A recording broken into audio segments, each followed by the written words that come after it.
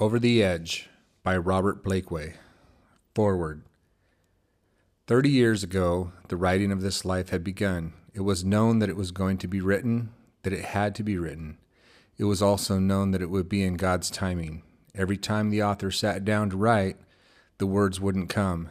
It wasn't that he had writer's block. It was something different. Something didn't feel right. God needed to get him to a place of usability, knowledge, and integrity. His heart was being expanded to receive more of God's Spirit so that he would not be writing through his flesh, but by God's Holy Spirit. As the years went by, the author would tell his story when one was curious, and the listener would try to pass it on until they would bring the person to hear it from the author personally. This would lead to a church asking for the story to be told to the congregation, which also opened doors to speak in Christian schools and at camps, both Christian and non-Christian. As you will see, the story can be extremely draining on the person sharing its contents and or reliving its reality, something that the writer found hard at times, mentally as well as spiritually exhausting.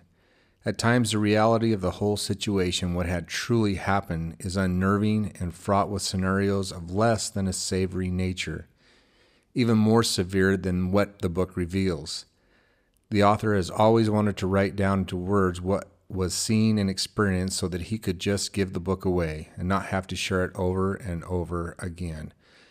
But thank you, Jesus, that you have another plan. The writer awaits your will, not his own.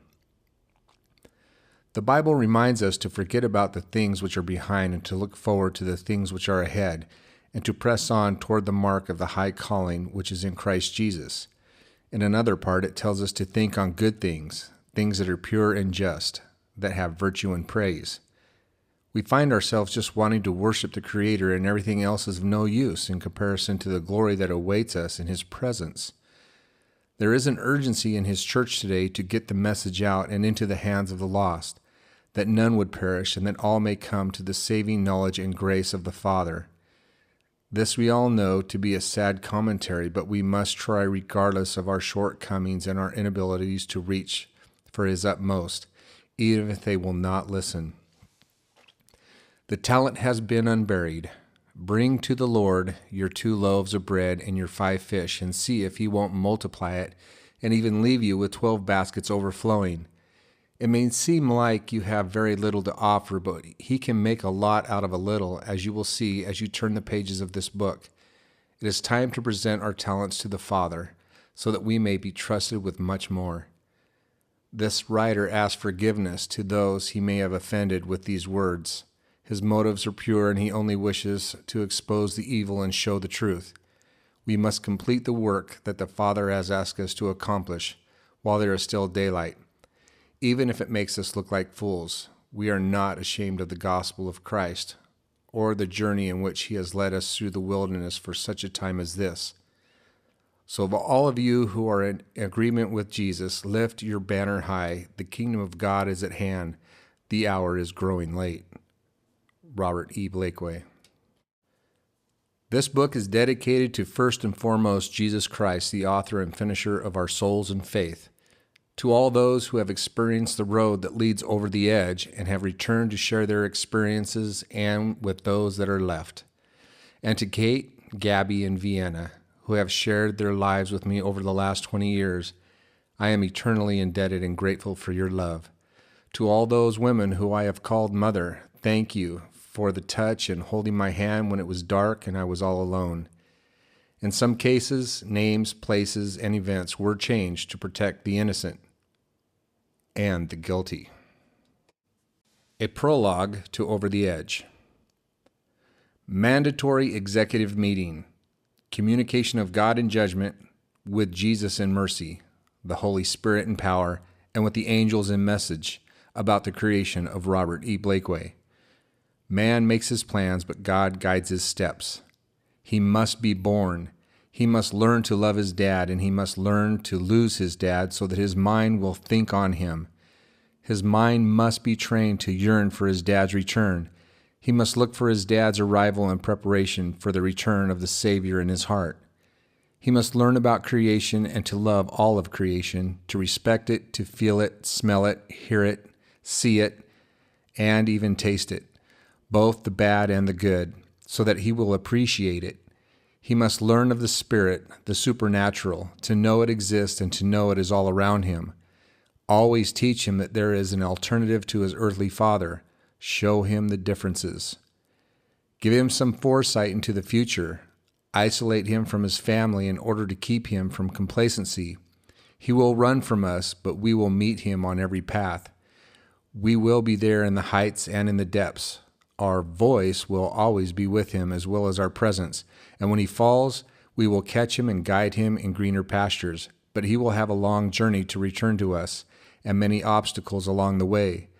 We will teach him about his former road, and he will see the obstacles behind him instead of in front of him, and as he did on his way out to the wilderness. He will learn to see them as they really are, and he will warn others that are now taking the same path but in the wrong direction.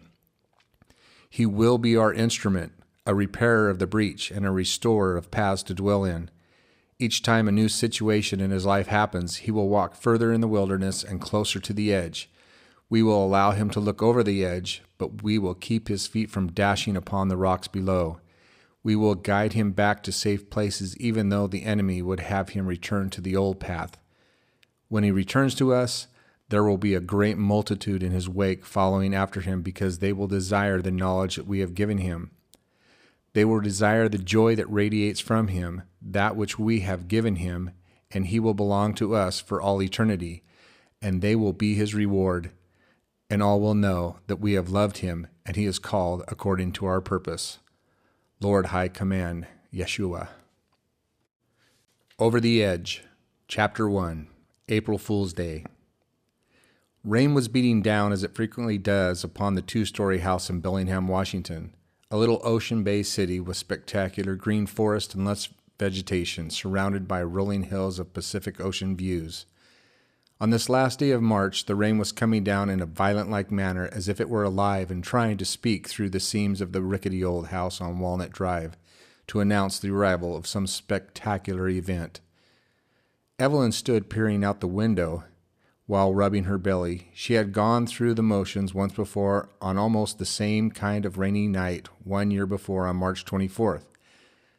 Since this second child was to be born on April 1st, she laughed secretly to herself as she wondered what manner of child this might be as an April Fool's baby. As she stared out of the rain-splattered window, she recalled her childhood and how she came so far to be in this place, and if she would be able to nurture two children so close together in age. Her mother-in-law had 4 boys and 1 girl, and her mother had 3 boys and 3 girls. So she knew she was in good company, and this was nothing compared to what her mothers had experienced. As she made gentle round strokes over her abdomen, she felt the baby give a kick, and then give a long stretch just for good measure. It made sense that the baby was beginning to feel a little cramped, since he was due any day now. Evelyn could tell this baby might be a handful, since he was very active already. What she did not know was that this baby would break her heart, only to later be instrumental in mending it back to health again. Evelyn was startled from her daydream when Terry, her 1-year-old daughter, rolled over in her crib and called out Mama. She reached out for the infant. In an instant, the baby inside her rebelled and kicked, causing her to sway forward and catching her balance on the crib. She called out to her husband Roger. Within 20 minutes, they were arriving at St. Luke's Memorial Hospital, and at 3:15 a.m., Robert Earl Blakeway had been spanked on his God-given cushion of baby fat and was introduced to what would be an ongoing discipline that he would experience for the rest of his life. 1 year later, Willard Allen was born, followed by Michael Roger. With 4 children, almost all 1 year apart, and with Jeffrey Scott, the 5th one, due in just a few months, Roger decided it was time for him to depart the Blakeway tribe and head out to greener pastures. Evelyn was forced to raise the 5 children without child support or a job, so she became dependent on food stamps and welfare for as long as she was able. When she tried to find work, it was decided that it would be more prudent to stay at home and raise her children than to seek employment. It was quite a sight to see her with her 5 children in tow, like a mother goose and her goslings, walking off to the market on food stamp day. As Bobby grew stronger and taller, he began to climb trees. Every tree was a new adventure. He liked the feel and the smell of trees. Whenever Bobby's mother needed to find him, all she had to do was look up in one of the trees that nestled within the borders of the houses they lived in. The Blakeway family moved from house to house as they found better situations that met the low budget income they were accustomed to. At times, they lived next to Aunt Judy, and Aunt Judy had two daughters, Barbie and Susie. Barbie the same age as Billy, and Susie the same age as Jeffy. The cousins were more like brothers and sisters, and they enjoyed the two houses as if they were one. Aunt Judy had a black Volkswagen that she would shuttle the kids in from place to place. It was fondly called the Judy Bug. Everyone had their place. Aunt Judy drove, Evelyn sat in front, while Jeffy and Susie rode in the furthest back, the cubbyhole, because they were the smallest. Terry, Bobby, Billy, Barbie, and Mikey squished into the back seat. Barbie sat on Terry's lap while Mikey sat on Bobby's. Although this was a very crowded situation, it was pleasant because the kids got to ride in the Judy Bug, and they were getting to go somewhere. It was best not to complain because Aunt Judy, although loved by the children, was known to be strict, and she would turn the Judy Bug around and go back home. Besides, the children were most likely going to Grandpa and Grandma Pace's house in Ferndale, Washington, a few miles away. They did not get to go as often as they would have liked, so being good was extremely important. Usually not a word was said without the other kids shushing each other to warn of dire consequences. Once at the grandparents', everyone would take their turn crawling up into each grandparent's lap and getting the special treatment that was always waiting for each, like a constant ritual played out by each of the precious elderly souls. Billy always had to have, "Oh, where have you been, Billy boy," sang to him. Bobby would then crawl into Grandma's lap and place his hands on Grandma's cheeks to fill them and then apply a wet kiss across her mouth, and then crawling down and up into Grandpa's lap so he could get his butterscotch candy from Grandpa right after a long, laughing whisker burn was applied to Bobby's face. Bobby remembers the smell of aqua velva to this day and is always transported back to that magical time as a plethora of images flood his mind and heart. A mowed trail back to a tree fort, a musty-smelling tool shed housing a possum family, blackberry bushes surrounding the perimeter of the house, and the shuffling of slippers across a kitchen floor.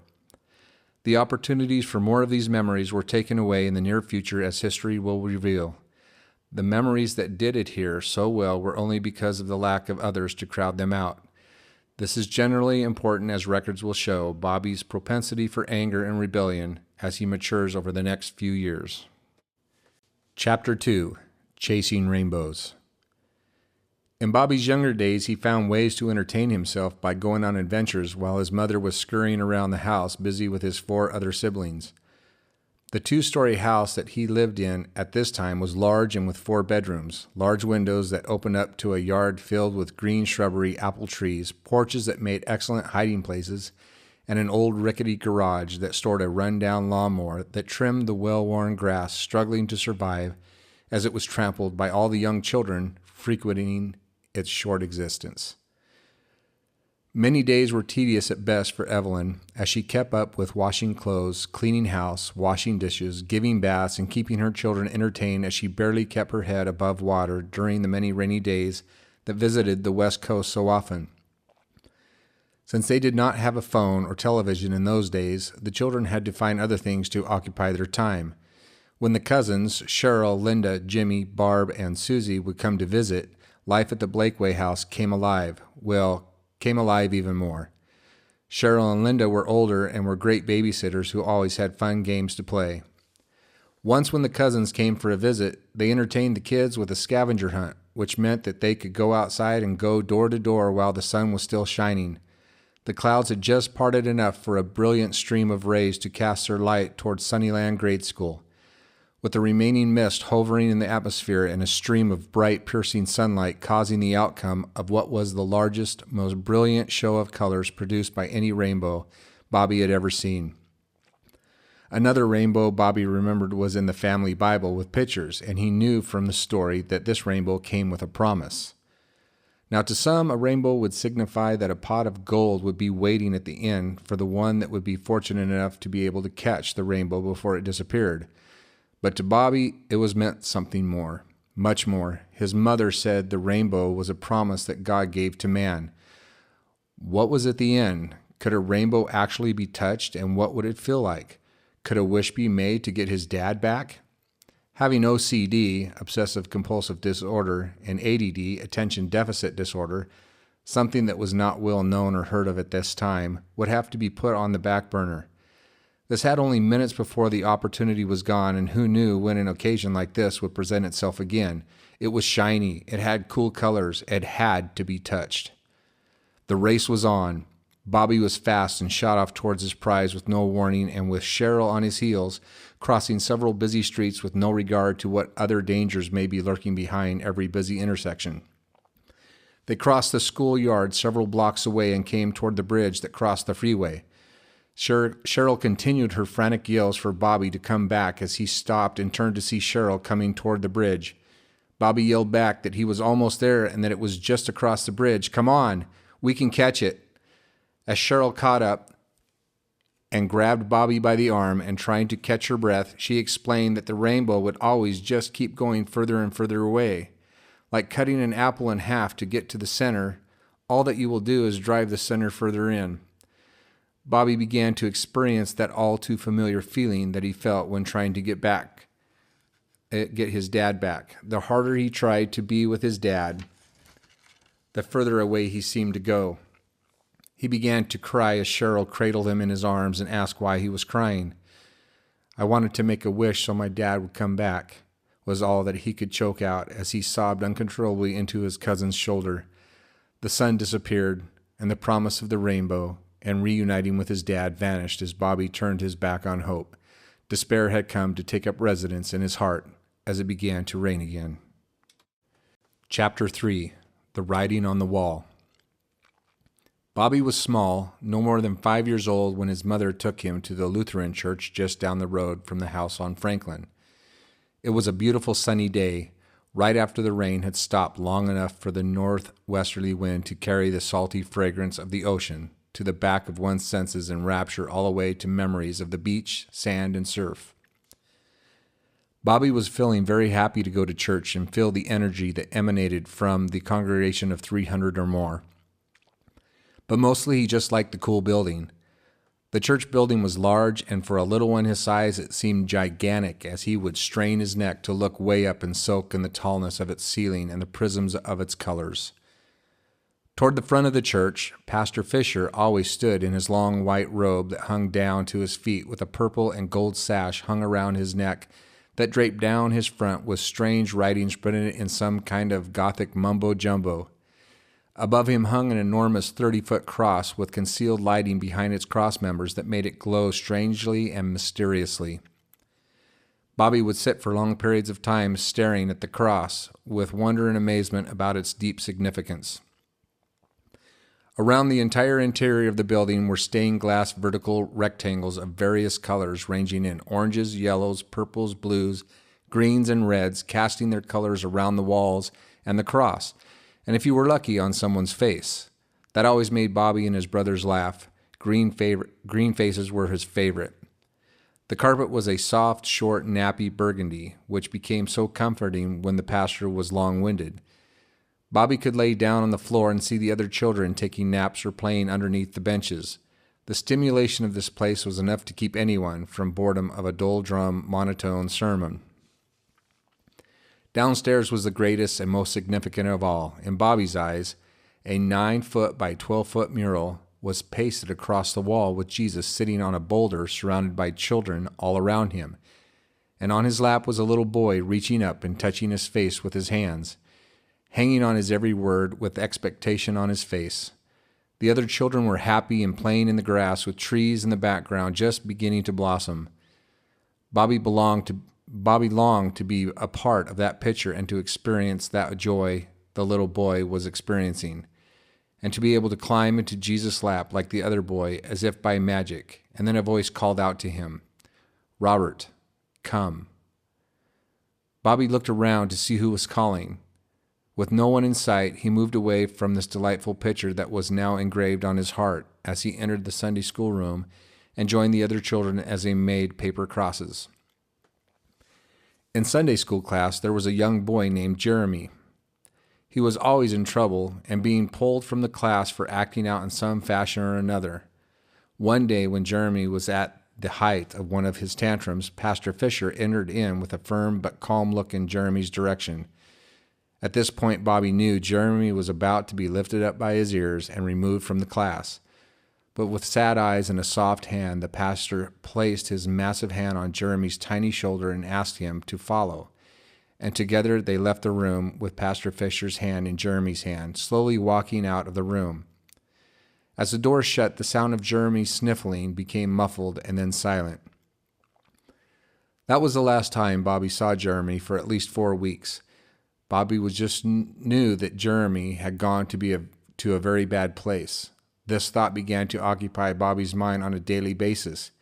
He began to think about Jeremy a lot and wished that he was all right and that he might be spared any torture. The thought crossed his mind about the picture downstairs of Jesus and the children and how if Jeremy could get into that picture, he might escape, if only. On one summer Sunday, Jeremy miraculously appeared during the main Sunday service at the front of the altar with Pastor Fisher at his side. The pastor told a story about how Jeremy had been a naughty boy once and had felt sorry for all the trouble he had caused. But he had now found Jesus and had given his heart to God and wanted to be a good boy. Bobby saw that Jeremy's face was different. He didn't look like the same boy. Jeremy's face shone with a light he had not seen before. He was somehow changed, like the little children in the painting of Jesus downstairs. Bobby looked up at his mother as if to say, he found a way into the picture. Bobby desired what he had. He yearned to get what Jeremy had found. How did he get into that picture and what did he see when he got there? His mother looked at him with a reassuring smile and told her little boy Jeremy was going to be baptized. Bobby did not know what that meant, but since he longed for what he had, he watched every move with anticipation, waiting for something incredible to happen. After Jeremy's baptism, the congregation stood up to greet each other for a few minutes. As everyone was moving about, Bobby was told to stay in his seat with all his brothers, sister, and cousins. That was okay with him since he had plenty of things to occupy his time now as he thought about what had just happened with Jeremy and how he had not gone to a bad place as he had first thought. Bobby stared at the large cross suspended from the ceiling and all the colors that danced across the surface from the stained windows, bursting with colors that seemed to put him in a trance, beckoning, taunting him until from the back of the building flew a new distraction. A white dove from out of nowhere swooped above Bobby's head and descended on the left beam from Bobby's point of view. It landed and exploded in a bright, blinding light and vanished as suddenly as it had appeared, with no sign of feathers, smoke, or even a whispered hint that it had even been there. By this time, his mother had come back to her seat. Bobby asked her if she had seen what happened, as he pointed in the direction of the cross and noticing that no one else was pointing. She responded with, "What did you see?" He told her, and she looked at him as if he were making up a story. Bobby glanced back at the usher, who looked like Lurch in the Addams Family, and asked him the same question. Lurch just put his bony fingers to his dried-up, wrinkled lips and hushed the annoying little boy, or maybe it was a growl. Many years later, Robert, because this is what Jesus called him at that time, reminded his mother about the dove, but she still did not recall Bobby asking her about it. He didn't know what this meant or why he was even a witness to this strange thing, but he kept it close to his heart as a reminder of Jeremy and took every chance he could to revisit the painting downstairs on the wall after that. These things that Bobby experienced were building a foundation for a larger and more incredible truth for the future. Bobby would tell anybody that would listen to him about his tales and visions, some mixed with truth and some not so true, with others exaggerated to the limits. This caused Pastor Fisher to label him with the name Charlie Brown because of the frustration he showed toward people that would not believe him and his unbelievable tales and deep thought process, and his inability to do anything right. He came to believe that he did make most things up, and things that he thought were true were only his imagination, which made him feel worse about himself. Later, Bobby would come to know that his invisible friend, or voice, would prove to be more than his imagination or some child's fantasy made up for somebody's amusement. Bobby told his story about the picture of Jesus and the little children to his Grandma Pace, and she was very understanding when he told her that Jesus called him. So his grandma said, "You will no longer be called Bobby, but your name will be Robert from here until forever." Until Robert grew much older and mature, he would continue to doubt himself and others and believe that he was incapable of doing anything right, and everything he believed before was a lie. His dad would never come back. He would never know happiness again. And hoping in something was just misleading and created more sorrow. Robert became dangerously rebellious and destructive in all his actions. Robert's parents had prophesied correctly his future within the contents of his initials, R.E.B., rebel.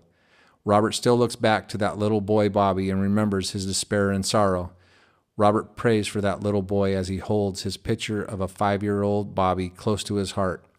Robert prays that Bobby will find his way into that picture of Jesus and the little children where his friend Jeremy now plays. Chapter 4, Sleepover. Robert began to spend more time away from home as a 6-year-old, going to Watcom Falls Park just down the road. This park was an adventurous child's dream come true, with overhanging trees that sheltered one from the eyes of adults and other undesirables, trails hidden by overgrowth that snaked their way for miles it seemed. During these days, it was not unheard of to see young children in the park, or for that matter, out on the streets by themselves, since the dangers that are prevalent today were not paramount as they are now. Robert learned to be a spy or secret agent at the park with his best friend Chris. Chris was a little taller than Robert. He had unkempt black shoulder-length hair. Chris was a free spirit and, like Robert, went anywhere he wanted whenever he felt like it. They went everywhere together. Chris and Robert were joined at the hip. Their favorite game was to pretend they were secret agents on a highly classified mission with a different language that nobody could speak or understand, not even themselves. At night, when they were playing their game and a car would come their way, they would gibber at each other and dive into a bush nearby and meet at the secret tree to discuss how much information the enemy had retrieved from them. Robert had tried to get Chris to have a sleepover at his house since they first met, but Chris would never want to.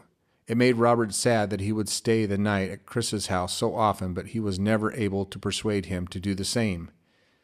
Then when Robert thought that he should just give up on the idea, Chris surprised him with a resounding yes.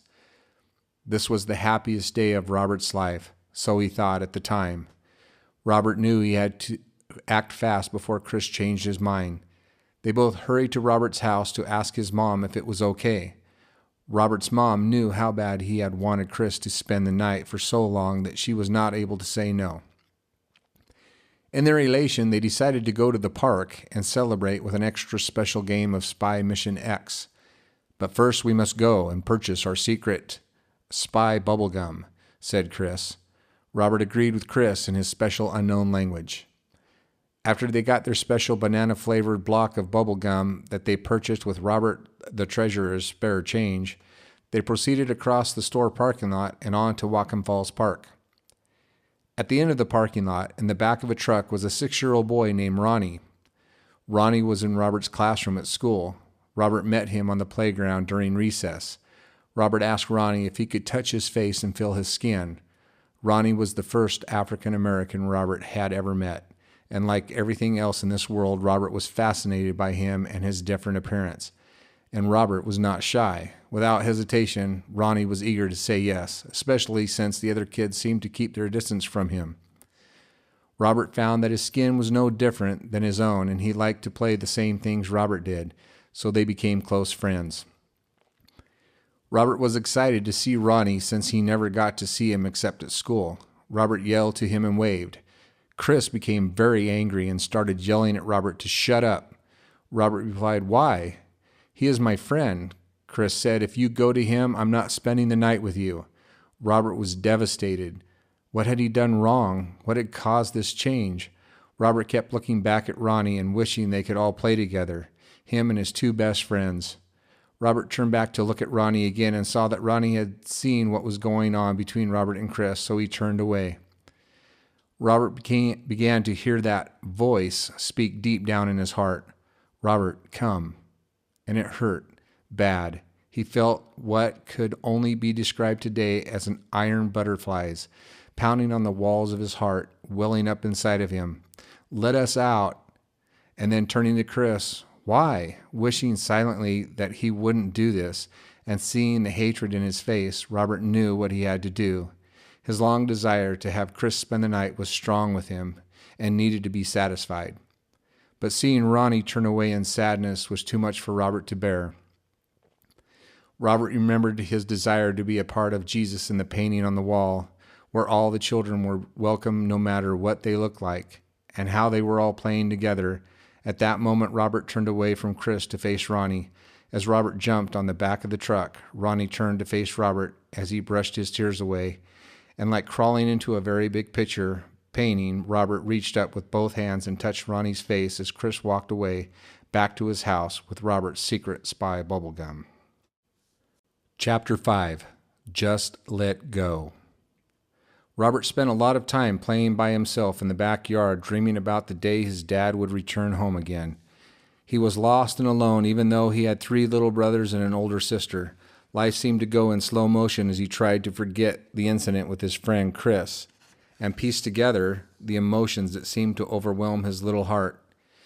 Even though the shock of prejudice had scarred him for the rest of his life and left him with an unbelievable awe of how others could hate so vehemently just because of the shade of their skin. For now, Robert had to cast down this imagination and capture it in a jar, for now, while he dealt with a much greater pain.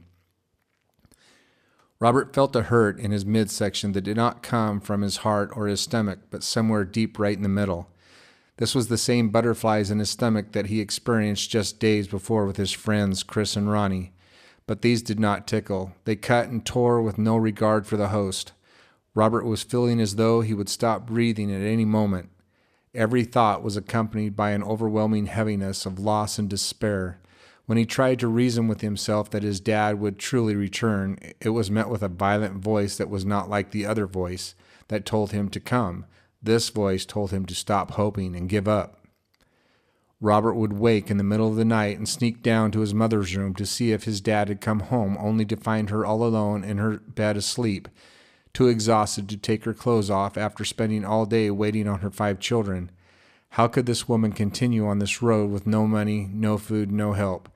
She had talked about Jesus often, and sometimes her children would all crowd around her as they sat, and she would tell them stories about the pictures in the big family Bible that she always kept close to the living room table.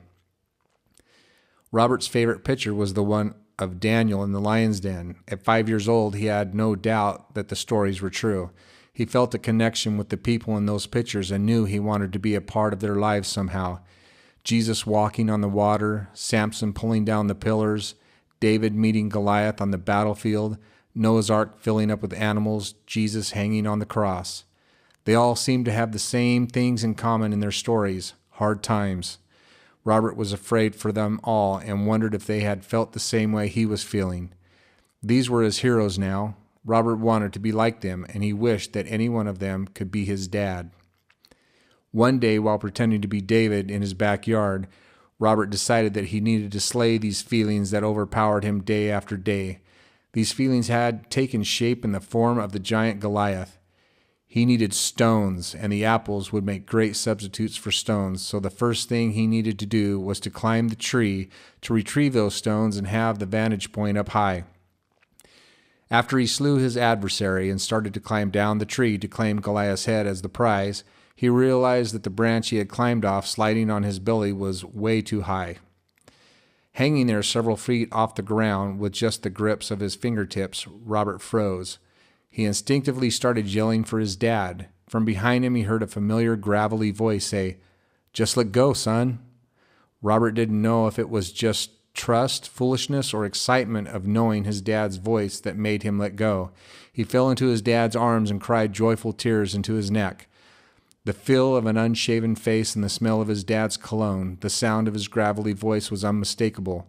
Robert did not need to look up to know it was his dad, but only needed to take all of these senses and hold them in his memory as long as possible. He did not want to let go, but his dad loosened Robert's grip and said, "I have to go now." Robert knew his dad must have been watching him all that time in the back alley, wanting to come to him, longing to hold his son once again and show him his love.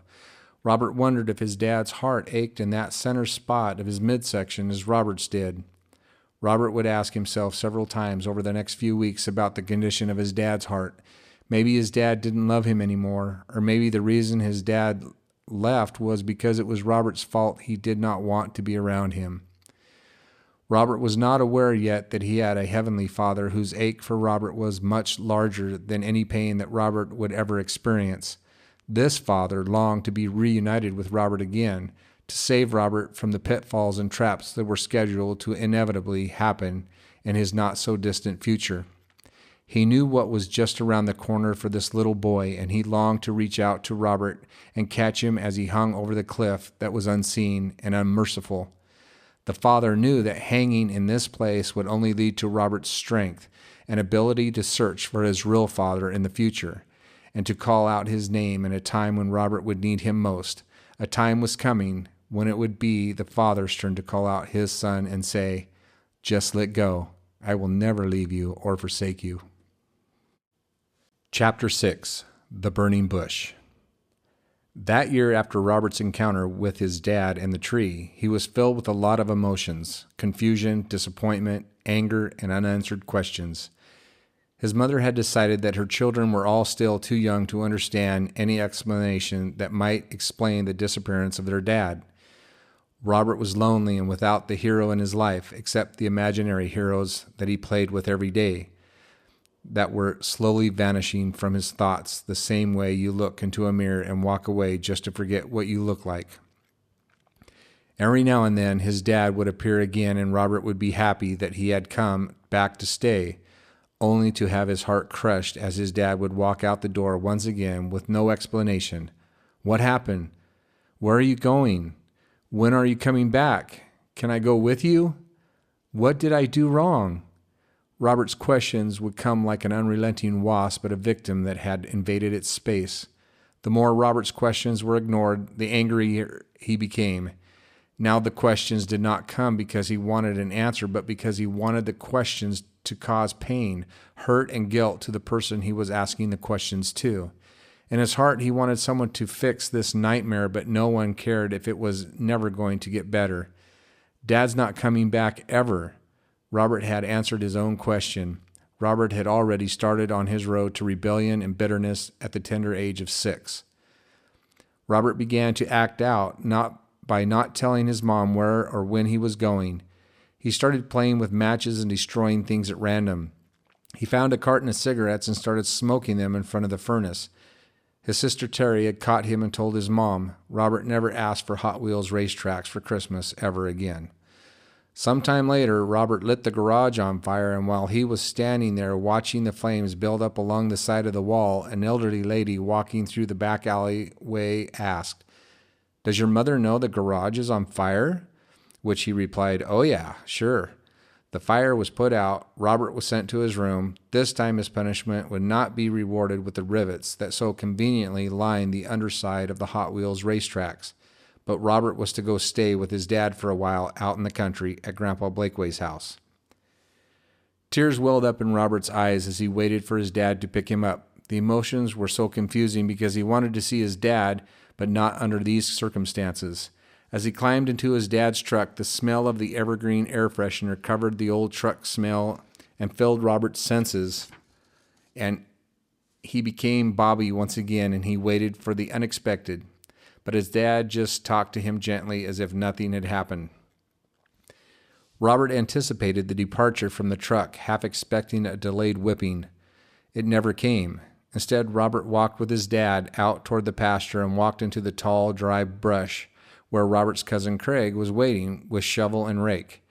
Robert's dad handed him some matches and said, "Burn the field." And his dad strolled back up to the house to take a nap. What? Robert thought. Greg was only 4 years older than Robert. That would make him 10. Greg was not a greenhorn to work on the farm, though. Robert's dad had 3 older brothers and 1 sister. All had grown up there on the farm and learned to work long, hard hours. They in turn taught their sons and daughters to work. They were expected to be up at 5 a.m. every morning to get the chores done and ready for school. After school, they came home to finish their chores in time for supper, homework, and then off to bed. Now was Robert's time to follow in his dad's footsteps. Robert supposed starting with burning this field was a good place to start. He loved it. What a great day. He spent the weekend with his dad, did some fishing, saw some deer, and then he took Robert back home to Mom's. Hope deferred again. Back to the unanswered questions and the confusion of this young life just barely removed from his mother's womb. If only he had not been born, if only he could return to his mother's womb, he heard the voice say. How did all this happen? This would not be the last time he would hear or speak these words. Go back to your mother's womb. Nor would it be the last time he would hear that voice in his head. Go back to your mother's womb. Or was the voice in his heart?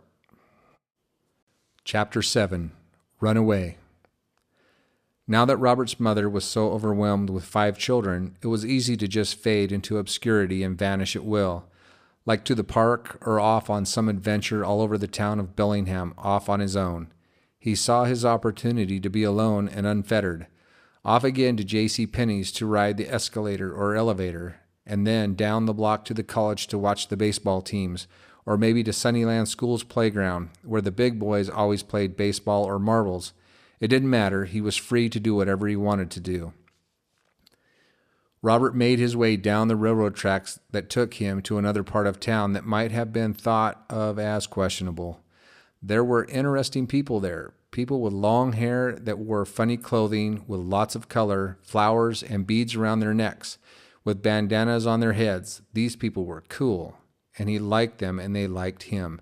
He would visit them often when he was in the area, and they would sit around and play really loud music called rock and roll, and pass cigarettes around to each other. They called themselves hippies, a word that has its origins in African Americans meaning to be hip. I am hip with it, to be aware or to make others aware. He did not care at the time what the word meant. He just knew he wanted to be a hippie or just like them. So Robert began to visit as often as he could. One day, while playing in the bathroom with his friend Roy, they began to play with matches in the sink. Robert's sister was looking through the keyhole of the door and saw what they were doing and announced that she was going to tell Mom. This was Robert's cue to run and hide.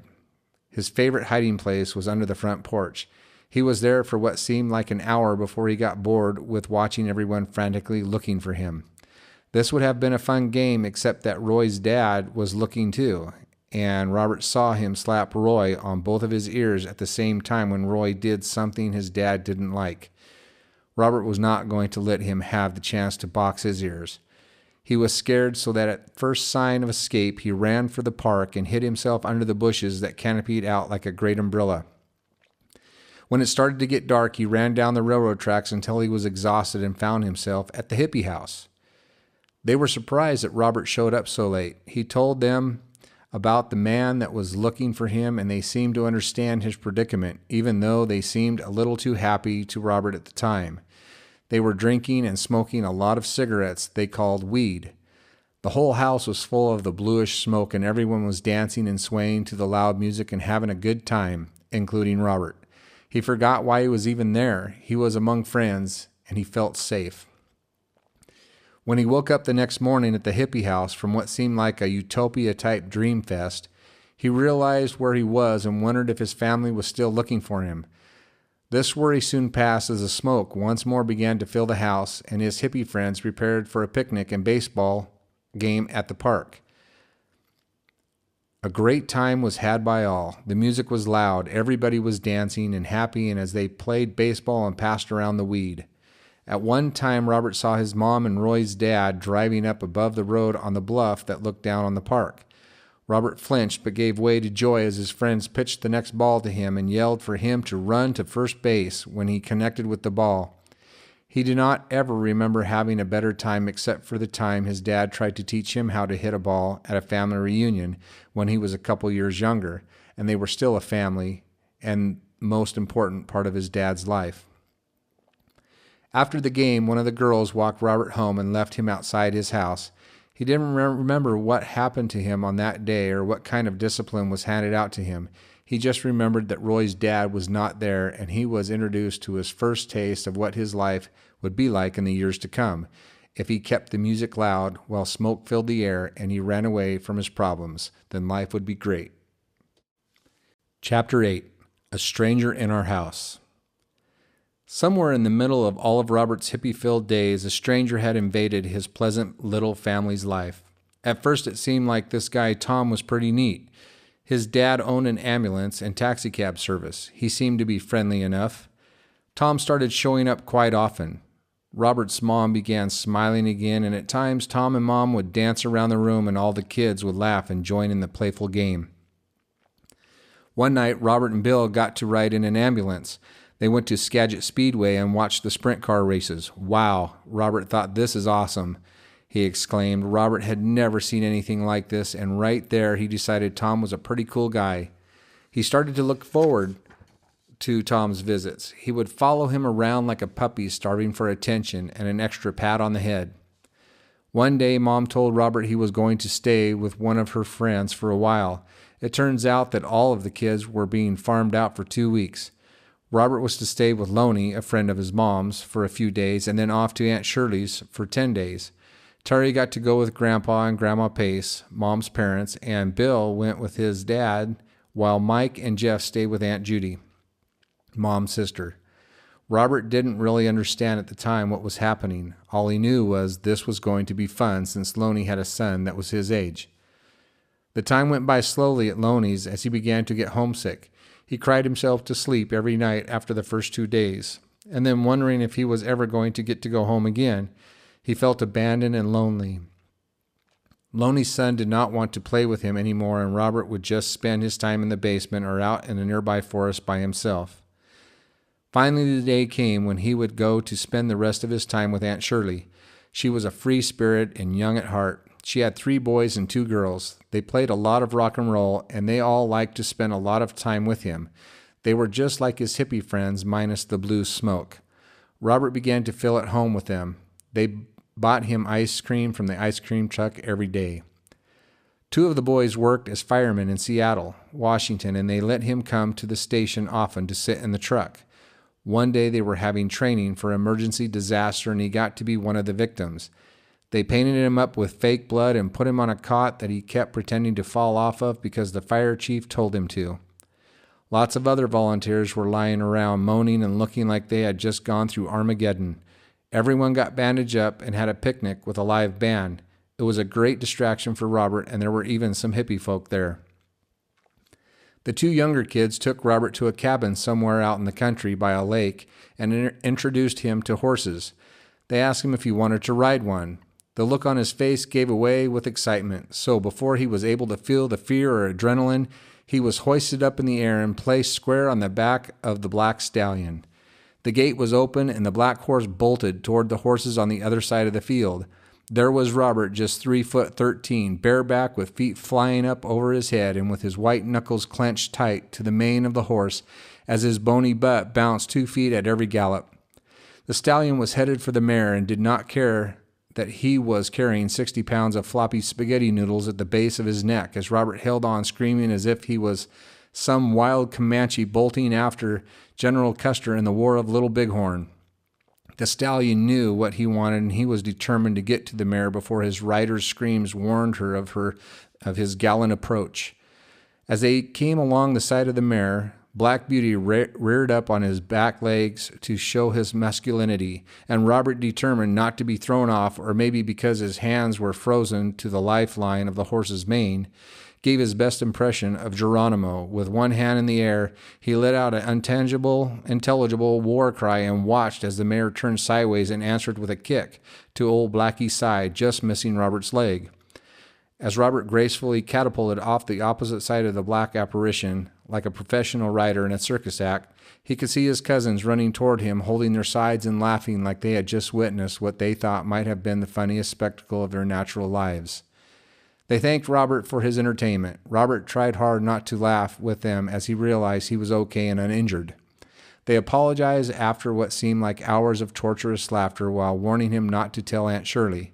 They did not know the mares were in heat until after the gate was open and old Blackie headed for his harem. The rest of Robert's time was spent climbing trees and playing on the school grounds with his cousin Greg. Greg was 8 years older than Robert and knew all the cool trails in the woods next to the school. They began to bond, and Robert was having so much fun that he was upset when it was time for him to go back home to Bellingham. So he climbed a tree and stayed in that tree for an hour until Greg was able to talk him down. It was really the sound of the ice cream truck that got his attention. When Robert got back to his house, he was glad to be reunited with his mom, sister, brothers. Best of all, Tom was there. They all talked about their adventures and what they did and who they did it with. The excitement was in the air, and everybody had a great story to tell at the same time. And then Mom had an announcement. "Tom and I were married while you were all away," Mom declared. Silence. What did this mean? Robert thought to himself. He became confused and thought about his dad. It all seemed like a blur to him, and he felt the same way he did when his dog Smokey got hit by a car just outside their door when he was in kindergarten. Robert handled the news like he always did when he was in trouble or he got hurt, or like when he had to face his grandma Pace in her coffin when he was 14 years old, getting ahead of the story. He laughed hysterically. He had learned to push pain away by laughter. When his mom was disciplining him, she would get furious because he would get this grin on his face and begin to giggle as if something really funny was happening. So he hid what he was really feeling about the news of Tom and Mom as the rest of the children joined in the laughter, not really knowing what they were laughing about. How Robert really felt would not come out until he was 14 years old. A few days after the announcement of marriage, it was pretty clear that Tom would be around for a long time, and walking in on him while he was using the bathroom had become one of Robert's favorite things to do. After a couple dozen times, it ceased to be funny to Tom, and he let Robert know with an abrupt, "Get out!" Robert got the message and began to steer clear of him for a while. A new feeling would consume Robert over the next several years. Robert began to fear Tom. The kids did not miss a beat. They continued to do what all siblings do that love one another. They argued and fought all the time. It was a tradition that made up the Blakeway tribe. Nothing was out of the ordinary as they sat one night at dinner table, except the presence of an older male. Tom looked at them, rolling his eyes back in his head as they clamored for the biscuits or whatever Mom had whipped up out of the bare cupboards at that time. Keeping to the Blakeway routine, they held to tradition this night as they did every night and fought their way through the evening meal, screaming and whining about how it's not fair and that he got that or she said this and a few "he's touching me." Tom seemed to be full, so he got up from the table and walked into the kitchen. The kids continued their debate over the last hot dog as Tom came back into the dining room and bam! Down on the table crashed the Board of Education, a 24-inch by 6-inch by 1-inch thick paddle with a nice convenient 8-inch long grip handle to get all the purchasing power needed to whip 5 undisciplined, snotty-nosed, ungrateful, loud-mouthed kids into submission. Living Bible translation. Silence. Once again, the feelings in Robert resurfaced. Fear, hate, loneliness, confusion, despair, Dad gone, and Smokey dead, all over again. Mom ran from the table crying, and for the first time ever at the dinner table, the Blakeway family was silent. Chapter 9. The Exodus. By the time Robert was in 3rd grade, he had learned to avoid Tom and keep his mouth shut. His dad stopped coming around, and he did not hear from him for a couple of years. The Blakeway home had become the Tom Ireland house. Things had become much quieter between the hours of 5 p.m. and 8 a.m., but the kids will be kids, and they can forget to be on their guard if they are having too much fun. It was not too long after the first introduction of the paddle before Robert would be the first to get the Board of Education up his backside. Robert began to long for the days of the Hot Wheels racetracks. The paddle had a different pain that went deeper than the nerve endings of one's gluteus maximus. Robert had learned a new pain and humiliation. He felt like Tom took pleasure in driving him to fear. Most of the time he got paddled, Tom would wait and lecture him as Robert contemplated what was coming, and then suddenly, with the swiftness and suddenness of a dog having his bone taken away from him, Tom would grab him by the arm and lift him in the air and with one hand and swing away with the other. Robert just wanted him to do it and get it over with. Not only was Robert's butt numb, but his heart was becoming numb and callous as well. Just when Robert thought it couldn't get any worse, a large U-Haul truck pulled up to the back door. Mom and the kids had moved many times before, and it was kind of exciting each time to go to a new place and a new neighborhood. But somehow Robert knew that this was going to be different. Just like Mom getting remarried suddenly, the Blakeway horde were moving without notice again, but where? The night they pulled away from the house in Bellingham, Washington was going to be different than the other moves. They had never moved in the middle of the night. Usually the grandparents, aunts, uncles, and cousins were there to help, but not this time. Terry, Bill, Mike, and Robert crawled into the van that Grandma Ireland would drive while Tom, Mom, and little Jeff would ride in the U-Haul truck. They all watched out the windows of the van as it pulled away from their home. The lights of the Walnut Drive seemed to wink and blink back the tears as they drove out to meet the interstate heading south. Robert continued to wonder what this new house would look like and if any of his friends from school would live close to him. After an hour of driving, Robert asked Grandma Ireland, Tom's mother, that question that we've all heard so many times in the course of a road trip to wherever. Are we there yet? Lay down and go to sleep was the only answer we got from this short, plump little grandma German lady who still believed that professional wrestling was real, and if you said different, then a barrage of filth oozed from her dentures in German that would make an uncircumcised Philistine recall the exploits of a little boy named David. Tuck tail and run. He thought best not to repeat the question and laid down and drifted off to sleep. Once in a while, the van would hit a bump and Robert would look up out the window to see only cars and trucks and headlights race past and an occasional street lamp. Robert lay there wondering why this new house was so far away. He looked around to see his sister and brother sleeping soundly on the seats and thinking, how do I always end up on the floor? He thought maybe they were lost in trying to find the house. He laid back down and tried to drown out the constant hum of the pavement in his ears, when suddenly the van's direction had changed and it swerved off the main road and down a hill. The van came to an abrupt stop at a gas station. The lights were bright, and the sudden stop caused Terry and Bill to wake up from their cozy cushioned makeshift beds and tumble onto the floor where Robert had just stepped out of the way to expedite their departure to the floor. Grandma Ireland looked back, scowled, and said, "Stay in the van." So 3 pair of eyes were blinking through the windows trying to figure out where they were and if they had finally arrived. Robert envied Mike. At 5 years old, he was oblivious to all that was happening and was deep in a kindergarten dream of sunny days on the playground, swinging on the monkey bars or something having to do with Tonka trucks in the sand. "Why can't I sleep?" Robert said to himself. Just then, his mother opened the van door, and all 3 kids responded with, "Can I ride in the truck?" Mom said that there was no room and they should just go back to sleep if you don't have to use the restrooms. Of course, they all had to go, if only to get out and stretch. Robert asked his mother if they were almost there, and she said, "We have a long way to go," and that they would not get there until the next day. He didn't push the issue, being only 8 years old and not really having an idea about space and time, plus the fact that Grandma Ireland had just catapulted herself back into the driver's seat, rocking the van and looking back over her shoulder at Robert, with her eyebrow raised up in her forehead as if to warn Robert, not another word. Now, Robert knew something was not right, and he was quiet the rest of the trip, just looking out the window at the scene passing before his eyes. Or was this his life flashing in front of him at 75 miles per hour? He didn't know. He just knew he wasn't supposed to be here. He began thinking frantically about his dad and his grandparents, cousins who were like sisters to him. He remembered how long it took to go visit Grandma, and this was taking way longer. He felt like a prisoner and he would never escape, like these bad people were leading him into a trap, and he just wanted to be with his mom, but they wouldn't let him ride with her for fear he would tell her of their evil plans.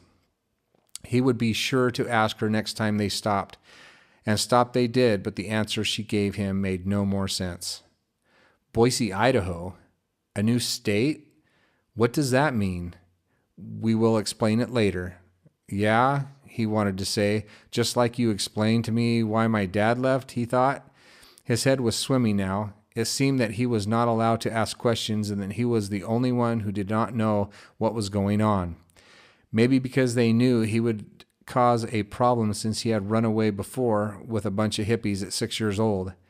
Terry and Bill didn't seem to have a problem with what was going on. Grandma Ireland didn't want to talk about it. Children are to be seen, not heard, was repeated enough times for him to let it go. It was dark when they pulled onto Fairview Avenue in Boise, Idaho. Robert was finally allowed out of the van to stretch his legs and look around. "Don't go too far," was all he heard. Tom was standing with Grandma Ireland beside the van, looking at a map, passing noxious fumes between each other and laughing as they liked to do so often, as if it were some rite of passage. Grandma Ireland, the undisputed champion. When they decided that they had found the right road, they all jumped back into the van and made a couple of turns until they pulled up to a house directly behind Westgate Bowling Alley. All the kids piled out of the van and waited for Tom to find the right key. Unlocking the door, the kids all piled into their new house and began inspecting and claiming rooms before they forgot themselves and who they were with. Their enthusiasm was short-lived. Before Tom could begin with his thick, hairy eyebrows raised up to the edge of his hairline, Grandma Ireland stepped in with a few choice words in German and commanded all to lay on the floor and to go to sleep. They had come to Idaho and left all their friends and family behind. The realization had finally set in. Nothing left to say. All the wind was gone. There was a storm brewing in the wilderness. The Blakeway and Ireland family had made their exodus out of the wet land into a dry land, from the Pacific Ocean of Washington to the Rocky Mountains of Idaho, and Robert was in the worst part of it. No escape. Don't look cross. Don't look back. Don't say anything negative. Just be still. A still, calm voice said, "Robert, be still and know that I am God." Chapter 10, Treasure Valley. Boise, Idaho did not hold many fond memories for Robert. He had been captured and made a slave to follow the dreams of a man that would take him from his dad, grandparents, aunts, uncles, cousin, friend, and home. He was determined to be angry but not let Tom know, because that would just draw attention to himself and a paddling. He had other ways he could draw attention to himself and make everyone else miserable in the process. He teased and made fun of his sister Terry and brother Bill. He fought a lot on many occasions. Terry and Bill would lock Robert out of the house. He didn't know why. Other than the fact that Robert was a tormentor, he knew how to push their buttons. Robert set the school field on fire with smoke bombs and even the field across from his house. He used the Boise mayor's expensive paint they had bought for their living room on their outdoor shed. He had fights in school. He egged all the neighborhood houses during a sleep out the day before the hottest day of the summer and admitted it when confronted with no remorse. Streaked across Fairview Avenue on a dare. Refused to do any work in school even though he got A's in the Washington school. Robert's third-grade teacher told him in front of his parents that he would never amount to anything but a ditch digger.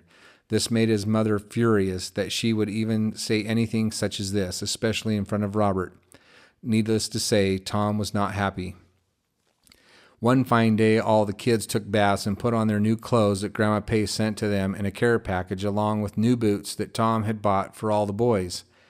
Family pictures were about to be taken, and Mother prided herself in keeping all of her children clean before they ever went out the door for the day, even if it were only to last but a couple minutes. But this was a family picture day, so they had to look perfect. Mom started cleaning the kids early so they could go down the next block to the neighbors before the pictures. When they got there, they were told to go outside and play in the yard, but don't get dirty. This is a mistake that all parents make when telling children to not do something. They might as well have told them all to go play in the mud. Now, on top of all this, telling Robert, the April Fool's baby, not to do something was like telling him to gather all the kids you can, find and announce the proclamation that all within earshot of his voice must commence to find the easiest and quickest way to get as filthy as humanly possible. So doing what they were commanded to do, they all went outside with the neighbor kids and went across the street into the awesome pile of wind-blown dust field and proceeded to fill their clean handkerchiefs with the fine powder. You see, clean handkerchiefs, soft dirt, and several little boys have the greatest imaginations when it comes to making dust bombs.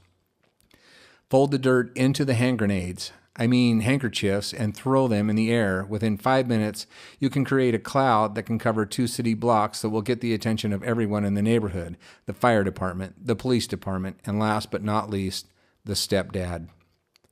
It was like turning the light on in a cockroach-infested breeding ground, only they were innocent kids. Children scattered in every direction imaginable when Tom came running out of the house, with eyes bulging and saliva dripping off the side of his mouth as if someone said, "Free ribeye and lobster, all you can eat." Robert's bike was yellow, so he stood out in a crowd as he made his getaway from behind the unusually large dust cloud that gave him away as the mastermind and sole perpetrator behind the Sierra Desert fiasco, as it had come to be known in the Idaho history books. Robert was immediately mistaken for the slab of steak as the ferocious boy-eating stepdad grabbed a hold of the back of his bike and shook it like a dog playing with a favorite rag doll, while displacing his saliva all over Robert with his venomous words of ill repute. Robert did not understand all the words he said that day except "get home." Robert thought of racing off to his new motorcycle friends he had just made. They lived down the road from Robert about a mile. They liked to call themselves Brother Speed. They seemed like okay guys to Robert, but not at first, since they threw rocks at him the first time he met them when he rode up their driveway because he wanted to see those cool choppers.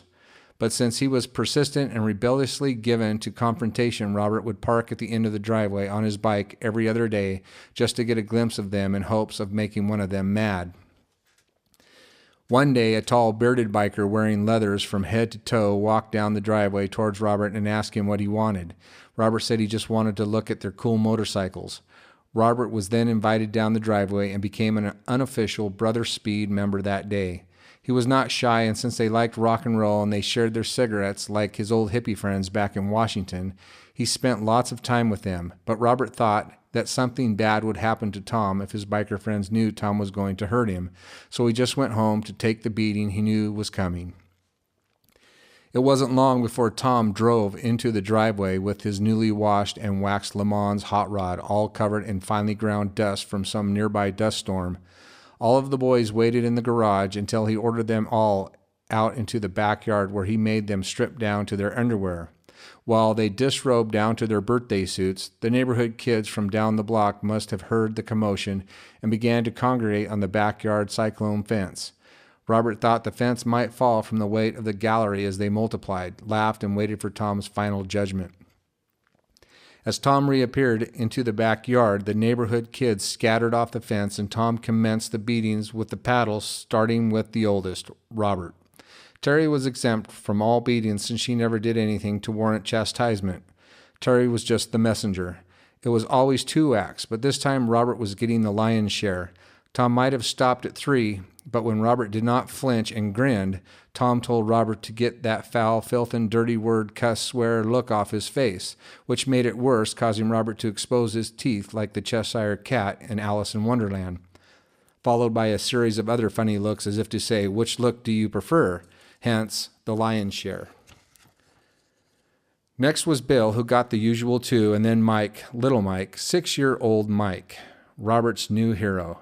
Tom grabbed the paddle with both hands and swung back as Mike took this opportunity to swing at Tom's midsection with his little clenched white-knuckled fist, making Tom to drop the paddle and causing the board to drop and break into several pieces on the stairs. Glorious elation mixed with sudden dread and doom. "Run, Mikey, run! No more paddle!" But short-lived, as you will soon see in later chapters. Tom was furious and stormed into the house and back out with a rifle. Now don't jump to conclusions, not yet. Save that for later. Tom got in his car and drove off. Robert did not know it at the time, but later found out that Tom went off to pawn the rifle to pay for the family pictures. Mom gave all the baths again. The new and improved children got their pictures taken that evening, and by looking at the pictures, you would not have the slightest clue from the smiles on their faces that anything unusual had happened on their city block just 2 hours before, except for the one tallest boy who seemed to be the happiest with the Cheshire Cat grin. A great victory had been won. Kids got dirty, Tom got mad, paddle was broken, and Terry, who was the oldest, who would have normally taken the high position in the picture lineup, next to her mom had to take a lower position because her and her mother were both wearing red, which would have apparently ruined the picture, thus leaving the high position for the next in line, Robert, making him look like the oldest of all siblings. Robert still does not understand why his brother and sister like to lock him out of the house. Chapter 11, Mountain Paradise.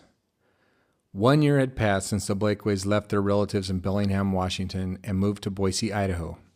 Boise is a beautiful city full of trees, parks, rivers, and picturesque mountains in every direction, as far as the eye can see, except the south. Idaho is known as the potato state, but their main commodity is dairy farming. But it was still not home for Robert, and he missed his dad. He would go to the grocery store in town without his mom knowing and call his dad collect on one of the pay phones just to hear his voice, even though he would not accept the charges, although sometimes his dad would. Those are the times he would hope for, and it made all the other rejections worth it. When his dad did not accept charges, he would always ask him if he could live with him. When his dad didn't accept charges, Robert would always say, "I love you," before his dad could hang up from talking to the operator and refusing the charges. At some point, it was easier for Robert's mom to let him get out of the house and run than to let him hang around and get in trouble or annoy the rest of the family, because he went everywhere and went whenever he could. But toward the end of summer, the noose began to tighten again, and they wanted him to stick around. Robert would soon find out why. Tom was getting ready to move the family again, and they didn't want to have to chase Robert down at the last minute because he ran away or something again. Many people think of Idaho as flat land in the Boise area, but 100 miles north, as the eagle flies quite often, there are these mountains that hide the most beautiful secrets in all of the United States of America, until this book comes out. Payette Lakes, Brundage Mountain, fishing, camping, hunting, the most fragrant tamarack and ponderosa pines, hot springs, but the most brilliant gem of Idaho that God must have especially formed with his own hands is McCall, Idaho. McCall, Idaho was to be their next home, but Robert always knew this was not his home. He had a home where he knew he was loved and wanted and needed, where the pain between his chest and stomach would finally go away, where his father would finally greet him and never leave him again. He was looking forward to that time when he would finally have all the answers the elders would avoid. This was his place of happiness, not this place called McCall, Idaho. Robert was a stranger in a strange land. He was looking for a home with his father that he could not be moved from. Until then, Robert would have to go along for the ride and at least act like he was okay with it. Tom wanted to move to McCall, Idaho, because that is where Tom grew up and went to school. His Aunt Dee and Uncle Junior lived there as well. Robert was not going to like this place. As far as he knew, Tom was moving him further away from Washington, so Mom would not be able to find her way back.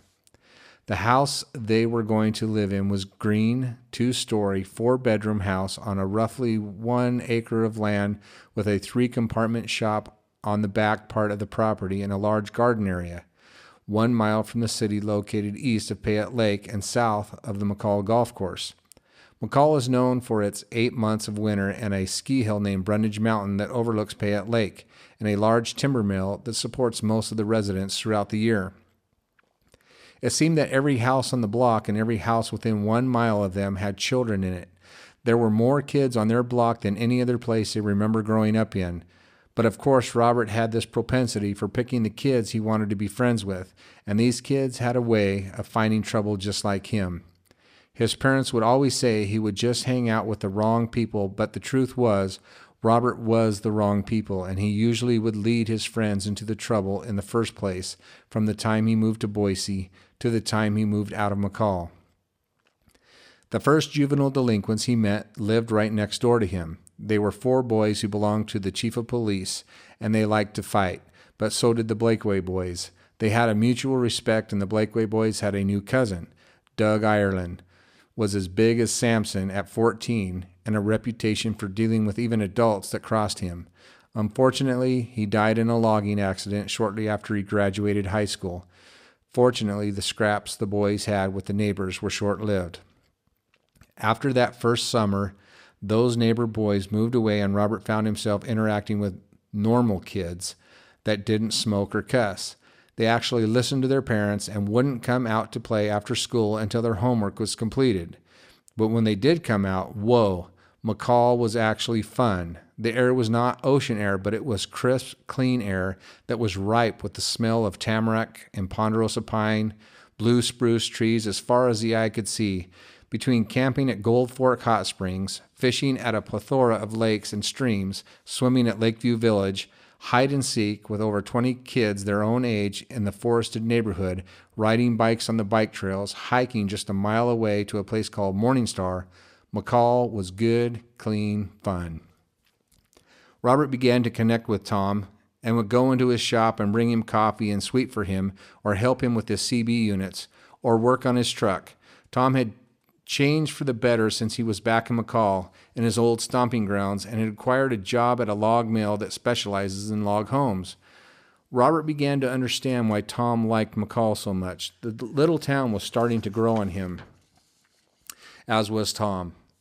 Tom had finally found a weakness in Robert. He loved the wilderness, to be out in it and not cramped up in a house where he could not do anything. Tom began to play on this weakness with Robert and took him places like fishing in the mountain lakes away from the city, up to Jug Handle Mountain to ride horses or cut hay on tractor, cutting wood on some secluded logging road up on Brunage Mountain, and camping in places where nobody else was at, like Lick Creek Summit, Deadwood Reservoir, for hunting, or Seasash Meadows. It did not matter if it was work or play, as long as he was busy doing something outside or in nature with his hands. Robert was happy, and the memory of what he once had was slowly drifting away while nature was moving in to fill the empty void of a little boy rejected and abandoned. Chapter 12. First Love. Robert had just started 4th grade, and he was the new kid on the block. In the winter, the kids shoveled snow, sledded, skied, shoveled snow, threw snowballs, snow forts, shoveled snow, hiked in the snow, hooky-bobbed, shoveled snow, ice fished, chopped and stacked wood, shoveled snow, hide-and-seek, and shoveled snow. Summer came and they quit shoveling snow and hiked in the mountains, swam in the lakes, fished at a number of rivers, creeks, and fishing holes. While wandering around his neighborhood one day, Robert discovered a very large tree at the top of the hill looking over his block. The tree was very old and knotted up like some old person with arthritis, but it was not so gnarled up as to keep it from holding a person from a plastic seat held up by a rope that dangled by one of its muscular arms that reached out to any wanderer that might desire to rest under its foliage. There was something magical about this tree. It seemed alive and set for some monumental purpose. The smell of fresh pine lingered around it like no other tree had ever done before. Its enormity gave off what a person might describe as a fairy tale bodyguard. When Robert spent time at his tree, he felt safe, and no pain could follow him there. Day after day, Robert would greet his old friend and would tell this grandfather of a tree about all his hopes and despairs. The tree seemed to listen. One day, Robert began to approach Grandfather Tree when he heard laughter coming from behind. As he got closer, out from around its trunk appeared a beautiful girl who looked to be 10 or 11, roughly the same age as Robert. As she spun around on the seat held up by the rope, Robert could see that her eyes were also held up by her smile. In awe of this, what seemed to be some elf maiden, Robert was transfixed by her laughter as she threw her head back and looked at him from an upside-down perspective. He was only startled awake by her voice saying, "Swing me!" as another barrage of laughter came from her smiling eyes. Within seconds that seemed like hours, Robert was able to match her smile, and at that moment in time, their eyes met, and they became inseparable as he grabbed the rope and began to twirl her around the base of the tree, while both locked their stares on each other. They had all become one. In the weeks that followed, Robert was consumed with the girl that he had come to know as Vicky. Robert and Vicky loved each other, or rather loved to be with each other. They were seldom seen without the other. They would play hide-and-seek or walk through the woods together or just sit in the grass talking for hours about life.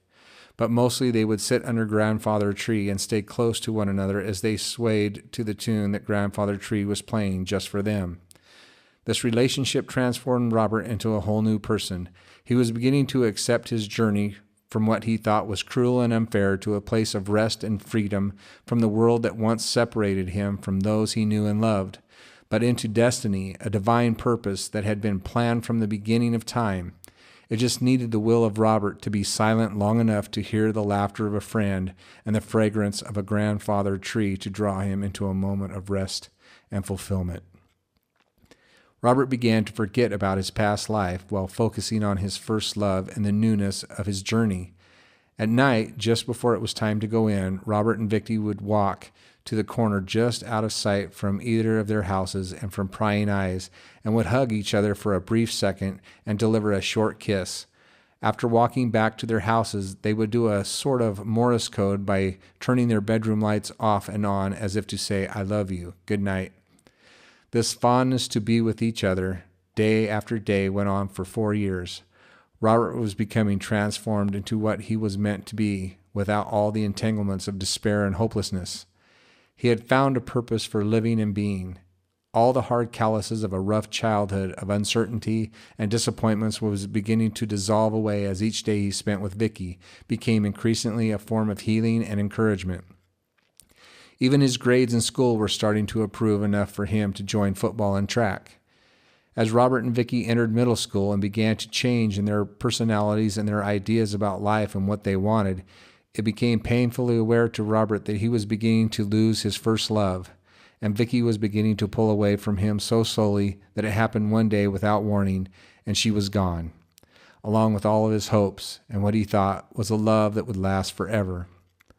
Robert found himself staring down into a hole so empty and dark, a life that he called his own when he was only 8 and torn from all that he knew and loved. Robert revisited his past and dissected the whys and the what-fors. He began to see a pattern beginning to emerge from under his feet. Life was nothing to him anymore, just full of disappointments, sorrow, and despair. There were lots of questions, but the answers seemed to be so clouded that began to feel more and more like lies, with no way out, and just led to more questions. Black and white turned into gray. Shapeless forms began to replace any clear imaginations he might have had at one point in his shallow and shipwrecked of an existence. Bitterness set in like a tick in an unscratchable spot. Robert was allowing himself to head down a path that replaced the disappointments with self-destructive means to fill the emptiness that had become his reality. He no longer cared about school, so his grades slipped and he was no longer allowed to play football or be in track unless he could keep a C average. Robert had already decided that there was no use in trying anymore and gave up even playing with the kids in his neighborhood. He stopped talking with his mother and avoided Tom altogether. When Robert did leave his house, he kept to himself. There was no more desire to find himself or even question his existence. It didn't matter anymore. Robert visited the grandfather tree from time to time, but like his soul, he was alone, and the tree was empty, and the fragrance that it gave off no longer affected him like it used to. Gone was the joy, the gladness of a childhood that burst forth with the anticipation that came from approaching grandfather tree and hearing the healing sounds of laughter of his friend that he could once call his own. The red plastic seat that had been held up by the rope was now gone, and the rope was frayed and worn. Like the frayed vision of Vicky's smile that was held up by her beautiful brown eyes was also gone. Once again, he was alone and wandering deeper into the forest, searching for new comfort. Isolation was becoming his new best friend. Robert found himself walking down a different path. The path led past grandfather tree and beyond the forest to the edge of a plateau. So he followed it around for a couple of miles, looking over the edge, all the while being careful not to get too close to the loose rocks and gravel. Pretty soon he found himself far away from civilization and decided it was time to turn back in the direction of his house. He didn't really feel like going back, but he had nowhere else to go. As he came up to the house, he reluctantly turned the handle to the door and was met by the smell of Mom's cooking. But even this was not enough to wake him from the feelings he was experiencing. He just wanted to run back out the door and head for the cliff that he had found that would rid him of his miserable existence forever. Mom asked Robert, "Are you hungry?" Robert answered, "No, thank you. I'm tired. I'm just going to bed. Good night," he said as he walked up the stairs to contemplate any other way that he might escape the pain and failures of his first love. Chapter 13. Bad News, Bad Friends. A few days before school went into summer vacation during Robert's 7th grade year, Robert was approached by his history teacher who made fun of him and made him feel insignificant in front of the rest of the students because of his lower than average grades. Mr. Richard was also the physical education teacher. Robert was not sure what Mr. Richard was about to do as he walked up to Robert, but he knew it was not going to be good. He seemed cold and hard, but there was a look about him Robert had not seen before. He guided Robert away from the playground, where the rest of the students were playing games after lunch. Mr. Richard knelt down on one knee as Robert caught out the corner of his eye his sister, Terry, crying with some other friends circled around her.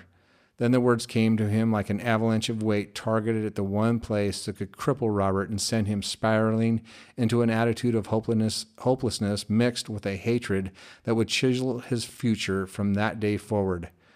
"Your grandmother Pace has died," he said with cold, stony malice. The light went out. The noises on the playground faded out of time and thought. Nothing mattered at that moment except the crash of the weight on his heart that pushed him to the ground onto his knees. He could almost taste the cruelness of death as the words rolled over again in his mouth as he repeated to himself, "Grandma died?" Thoughts of driving away from Washington as an 8-year-old flooded his memories. The unfairness of being snatched from those he loved continued to pulsate continuously over and over. Nothing to pick up and throw as the thought came into his mind, "I will never get to see my grandma alive again." He needed to hit something or someone, but there was nothing but the person he hated directly in front of him. Before Robert could strike out, Mr. Richard said, "If you need me, I'll be in my classroom." As he walked away, Robert was left alone with his anger, sadness, and confusion. It was a sick game that was being played without any rules. How dare this man pretend to care? Why did he have to hear this news from this man? The bell rang out that signified that recess was over and woke Robert from his shock of this latest news that came on the last day of school before summer vacation. As Robert wiped the tears from his eyes, they were just replaced with new wetness that could not be hidden from his peers. Yet others just kept silent as they watched him begin to close in on himself with a presence that told others, "I am invisible, don't touch me. I will find my vengeance." Some others began to slow their pace as they passed him, showing signs of compassion and a desire to help, but Robert's piercing stare would cause them to think better of disturbing this forbidden emotion. When Robert returned to his house, he retreated to his room upstairs where he found his brother Bill laying face down on his bed crying uncontrollably. Within seconds, Robert was doing the same. This went on for an hour when Robert could bear no more and ran from the house yelling, "Why did you take me from my family?" hoping Tom would hear the anger and resentment. Robert ran up to Grandfather Tree and beyond out into the woods deeper and deeper until he reached the golf course. The smells of the fresh cut grass and the forest all around him began to ease his mind as he took in the beauty of his surroundings, and laying back against a ponderosa pine, he began to drift off into another world and another place.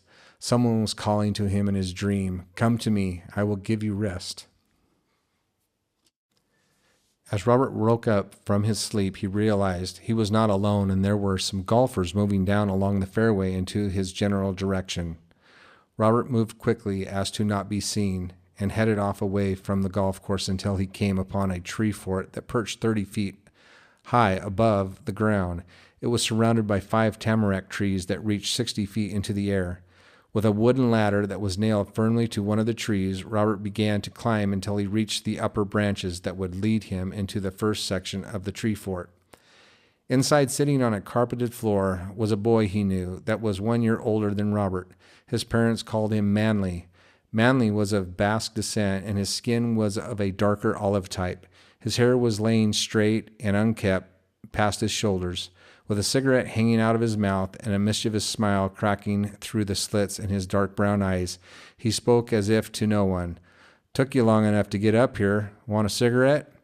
From then on, Robert had found his new best friend and escaped from all of the emotions that crashed over him like some wave that was determined to drag him out to sea in its undertow. A life raft had emerged. As Robert and Manly got to know each other better, they realized that they also shared the same birthday, April 1st. They also had the same desire to escape from the world by experimenting in alcohol, which they would steal almost every day. Once they realized how easy this was, they began to indulge in other things such as marijuana, once they found out where to get it. Soon they were never without smokes, alcohol, drugs, and rock and roll to keep them high enough to shut out any care that the world might throw at them. Robert's circle of influences began to increase exponentially. Soon he was not only spending time with drug addicts like himself, but also people that were involved in satanic worship, out-of-body experiences through drugs such as LSD or acid, cocaine, barbiturates, amphetamines, mushrooms, hashish, opium, and anything else that might create a way of escape. At 14, Robert was seeking situations that they call in the drug world looking over the edge, or suicidal tendencies. Robert was known for his self-destructive behavior, not only from his friends, but from his family, law enforcement agencies, and the town folks of McCall. As Robert became more obvious in his exploits and rebellion, the more open he was to show his lack of concern for authority and respect for his own family. He became very aggressive and fought all the time with people he did not know and for no reason but to just strike out in anger. His fights usually ended with several people pulling him off of others, sometimes several people twice his size. The more the better, he would say. Robert had become his own time bomb, a time bomb without a fuse.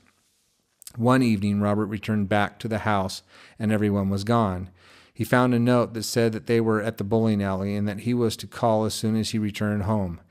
Robert called the bowling alley and asked to speak to his mother, but Tom got on the line and started yelling and swearing at Robert and that he was not to leave the house, and he would be there in a minute.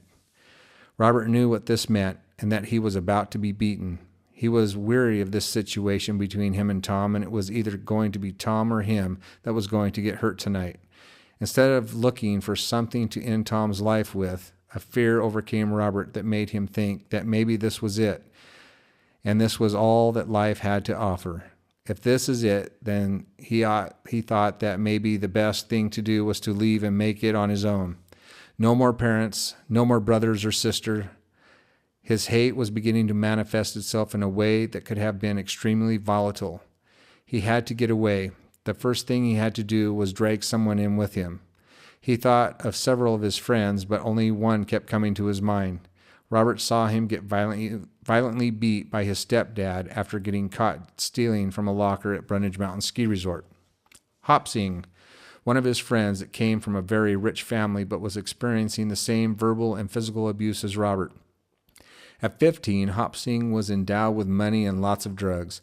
Although money was no object, and the 15,000 square foot house that was provided for him sat on top of a 300-foot cliff overlooking the lake, and clothes that most people would have loved to have only a portion of, with any toy he wanted from skis, snow machines, motorcycles, cars, and many other items that plague the rich and famous.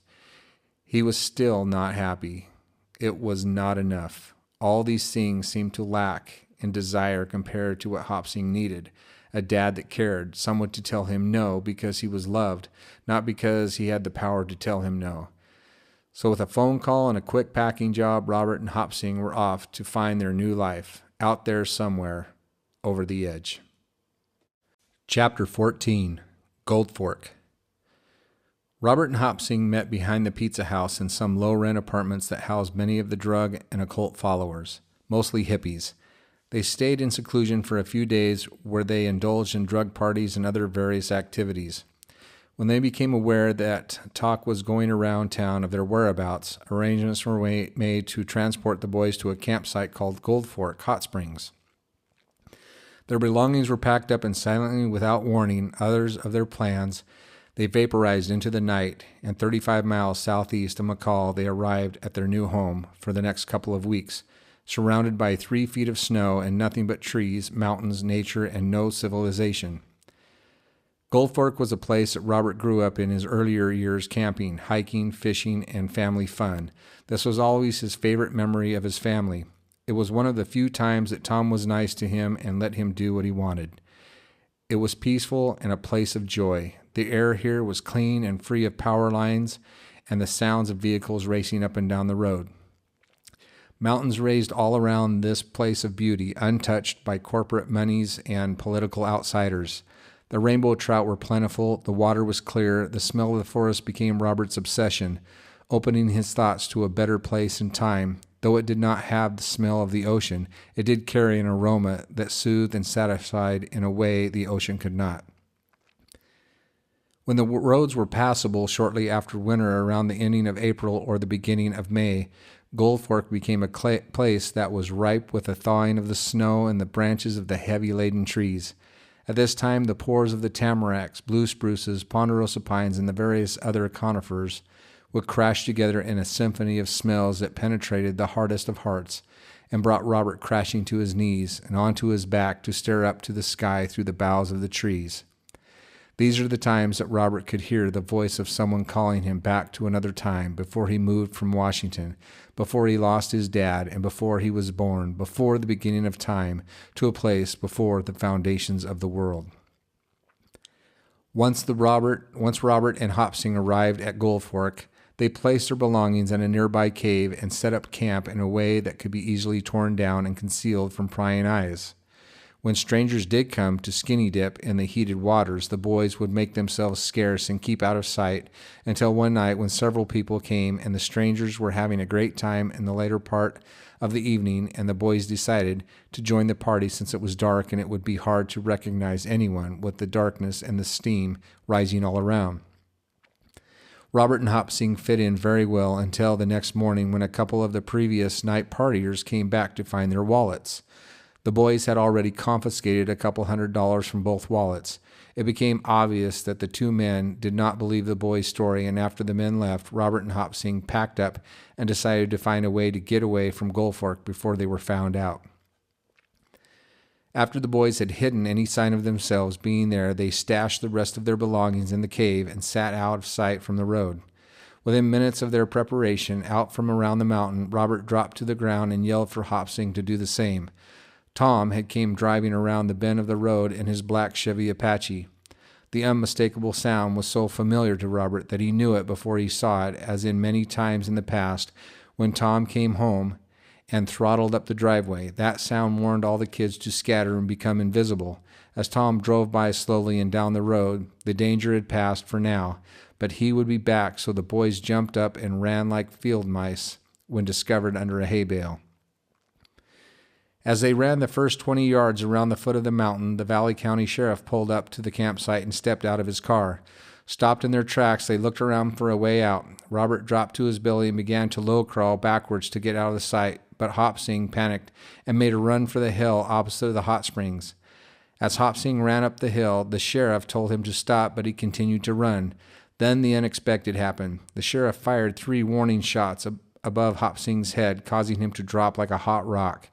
Robert was petrified. He could not move, since the sheriff was only 20 feet from where he was standing, and the sheriff had not seen Robert yet. All the sheriff had to do was turn his head a few inches to spot Robert frozen to a spot. Hopsing came down the hill with his hands on his head and was handcuffed. That's when Hopsing said to the sheriff, "What about him?" The sheriff turned in shock to find Robert only feet from where the capture was taking place. After the boys were handcuffed and placed in the sheriff's car without being searched, Tom came back around the corner and pulled up to the car and had some words with the sheriff. Robert was just glad that the sheriff had found them first, as he slowly placed his hands into his pockets best he could, reaching for the money he had stolen and stuffing it down between the seats. Robert began to sigh in relief that this whole scenario was over. The sheriffs placed the rest of their things from the cave into the trunk, and they drove off to Cascade Courthouse, to a new place, a new home, another beginning. As they drove away, Robert knew that he may never see this place again. His moment of freedom was snatched away, and once again he was being led away from the things that he loved and cherished. Once again, torn from all that he knew and made him feel close to his true home, Robert began to hear the voice again telling him that he did not belong here, not in this world, but somewhere else, away from the cold selfishness and injustice of people who wanted him to live life that they chose for him and not the life he was meant to live. Handcuffed and locked in the back of the sheriff's car, Robert's heart had glazed over and was shackled to the life that was placed before him. "This is all there is? I won't even get the chance to be a ditch digger," he heard his heart say. Chapter 15, Idaho Youth Ranch. Once Robert and Hopsing were placed in the custody of the Valley County Jail, they settled into the same cell and got their first real meal that they had eaten in days. The cell had 2 hard metal frames that were bolted to the floor with a vinyl mattress for each bunk. The toilet was just sitting up against the wall with no privacy. Bars lined one side of the cell to the hallway that the officers would seldom venture into unless it was to deliver the boys 3 meals a day, which were fairly decent. Thick French toast smothered in butter and syrup, accompanied by a large glass of whole milk and scrambled eggs. For lunch, they usually had large sandwiches with chips unless they went to the restaurant to eat hamburgers and fries with soda. Yeah, I know, not much of a discipline and more like a vacation, but like many juvenile delinquents, they would sabotage this as well, as you will soon see. Within the first week of their stay at Hotel Valley County, they received no visitors and they began to get on each other's nerves. Boredom was setting in and getting the best of Robert as he found that tearing off the shower hook and using it as a writing utensil worked pretty well. He wrote to let all who passed these hallowed halls that he was there, and as the days passed, his stories on the walls became funny and caused Hopsing to join his writers' guild. In no time at all, the walls of their cell were covered with humorous anecdotes. When an officer finally decided that it was time to just see how the inmates were handling their incarceration, much to his dismay, they had managed to tear down shower curtains, graffiti every wall, including spit wads covering almost every crevice of the cell, and tear apart their mattresses in an all-out mattress war. If this wasn't bad enough, they discovered a way to wet the toilet paper in giant wads and paste each other with those. The boys were separated into different cells, and with 1 hour, they were given supplies to clean all of the cells in the whole building, and when that was done, they filled the holes that they had made with the shower curtain hooks. Upon completing their reconstruction job, they received 5-gallon buckets full of baby blue paint and a paintbrush. A roller would have been too easy, to complete the beautification project of the Valley County Jail. After this, they were placed back into separate cells where they awaited their trial to see what would become of them. After 4 weeks in jail and no more visits across the street to the restaurant, the boys were ready for any kind of change or even a visit. Robert's dad traveled from Bellingham, Washington to appear at his hearing. During his dad's visit, Robert was belligerent at best and said he was glad he was in jail, and what did his dad care if he rotted there? Robert's hatred had grown to a new level. He cared for no one, and he especially hated his family. He figured that if they were going to take him from his family in Washington and not care what he thought, then he would make their lives as miserable as he felt. Only it didn't seem to satisfy Robert to make his family suffer. He wanted to take it to the next step, but before he had the chance to do what he intended, he was convicted of being uncontrollable and sentenced to 3 years probation and 1 year at the Idaho Youth Ranch in Rupert, Idaho. Leaving jail after a month of incarceration was like releasing a child with $1,000 into a candy store for Robert. But his thoughts were not on things like items you can covet or buy, but on grass first. He sat in the grass while his caseworker placed items in the trunk of his car before the ride to Boise, Idaho. As Robert sat in the fresh-cut grass on the courthouse lawn, he inhaled and rolled over to plant his face in the supple green of the Kentucky bluegrass that filled his senses again, with the longing of a home he could not see. He stood up quickly to place his hands on the bark of the bull pine's tree laden with pine cones and the fragrance of turpentine and pitch, sticking to his hands.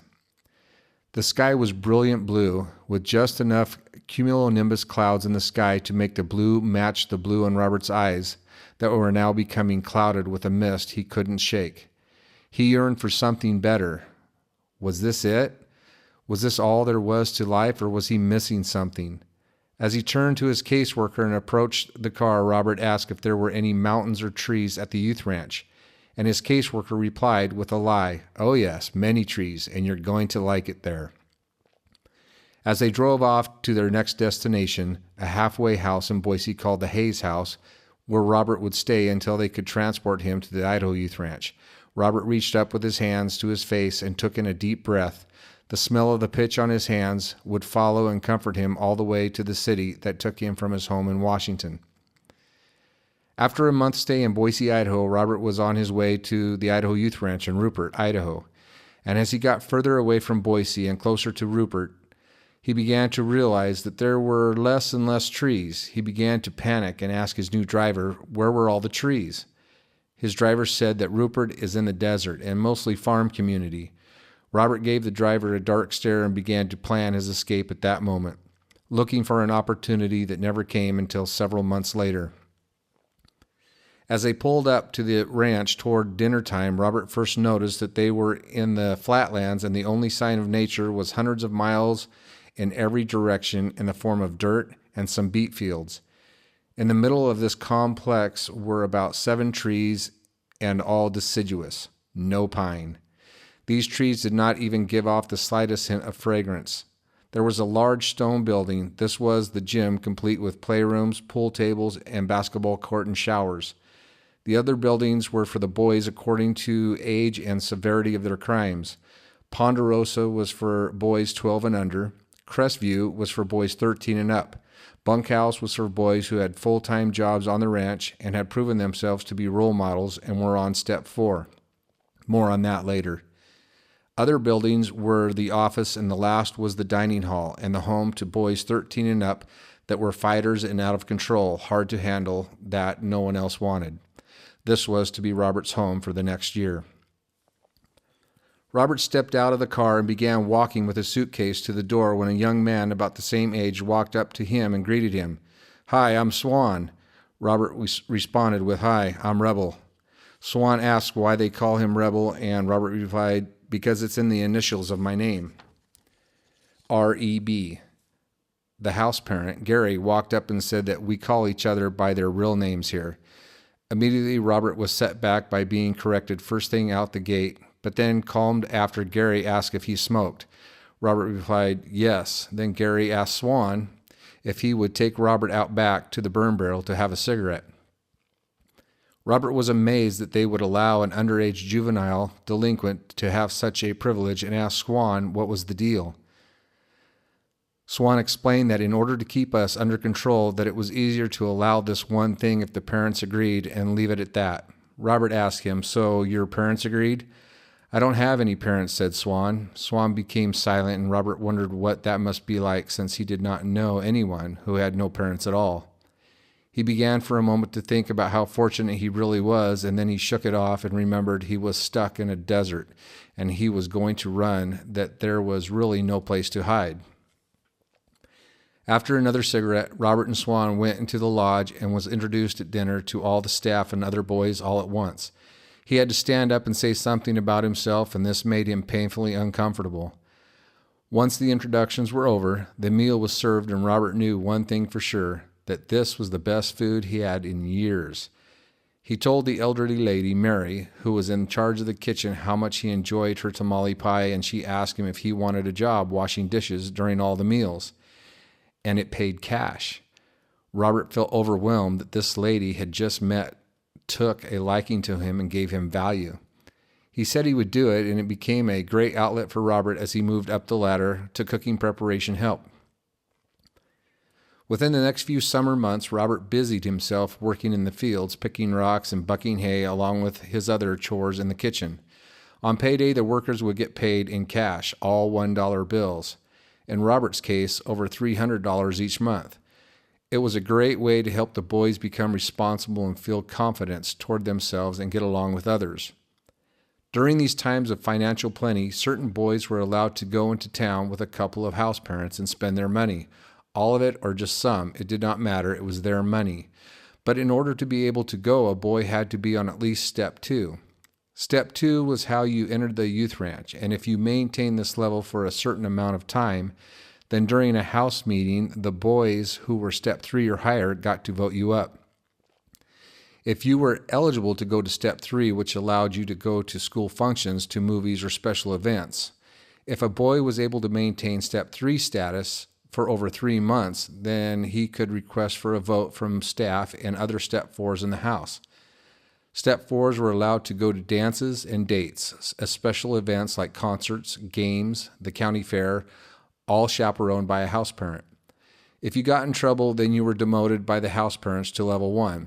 At level 1, all privileges were removed, including employment, until you achieved level 2 status again, and more likely than not, that position was filled. During Robert's summer of 1976, he found the opportunity to run away with 2 other boys from the ranch in the middle of the night. The boys had to walk 10 miles before they got to Rupert and hitched a ride to Twin Falls with some migrant workers. From there, Robert and another boy decided to split up from the other boy and made their way to Jackpot, Nevada. The boys thought that if they could make it to California, then all their troubles would be over. Before long, the boys found themselves in Cactus Pete's casino looking for food or handouts, but all they found was a very large security guard not believing their story that they were there with their parents. When the guard turned his back, Robert's friend bolted out the door and left Robert there and with his jaw on the floor wondering what had just happened, and the guard's meaty hand wrapped around Robert's forearm like a mechanical vice grip, ready to sever the small limb to which it was attached. Next was a series of surreal events that Robert would remember all the days of his life like some fairy tale story too good to be real. Robert was escorted down a labyrinth of passageways that continued down several stories below the casino and into a caged area at the bottom of this dungeon made by gambling. The security guard was very nice, but Robert was like a venomous snake ready to strike with his words of poison. With every hateful word that issued out of Robert's heart, the guard replied with a soft answer and words of kindness. Robert had been disarmed for the first time in his life, not physically but emotionally, mentally, and maybe even spiritually. This person was not attacking him, but respecting him and listening. This was a new thing to Robert. Thoughts began to form so rapidly that it was hard for him to keep up. A dizziness came upon Robert that caused him to stumble. Whether from hunger or from being tired and no rest, he couldn't tell, but something was happening to him on the inside. It had begun a long time ago at a church full of stained glass windows and a dove that exploded in midair. Robert managed to eat a large Swiss mushroom burger with a whole plate full of fries and a large Coke. He had died and gone to casino heaven. He began to soften up to his new large security guard friend and began to open up to him about how he had gotten to the youth ranch and was tired of life and his so-called family. The guard said that there was someone he wanted Robert to meet. They made their way back up the labyrinth path and emerged out onto the casino floor and walked up to a young man in his early 30s with long straight hair down to the middle of his back, twisted tight into a ponytail. The guard introduced him as the owner of the casino. They shook hands, and the owner said to Robert that he did not have to stay in the casino and would probably feel more comfortable at his and his wife's house. When they arrived at the house, they were greeted by his wife and Robert's friend that had run away with him. Now this was turning out to be very cool for the boys until they woke up early the next morning to find their house parents from the Idaho Youth Ranch standing over them with regrettable looks of disappointment on their faces.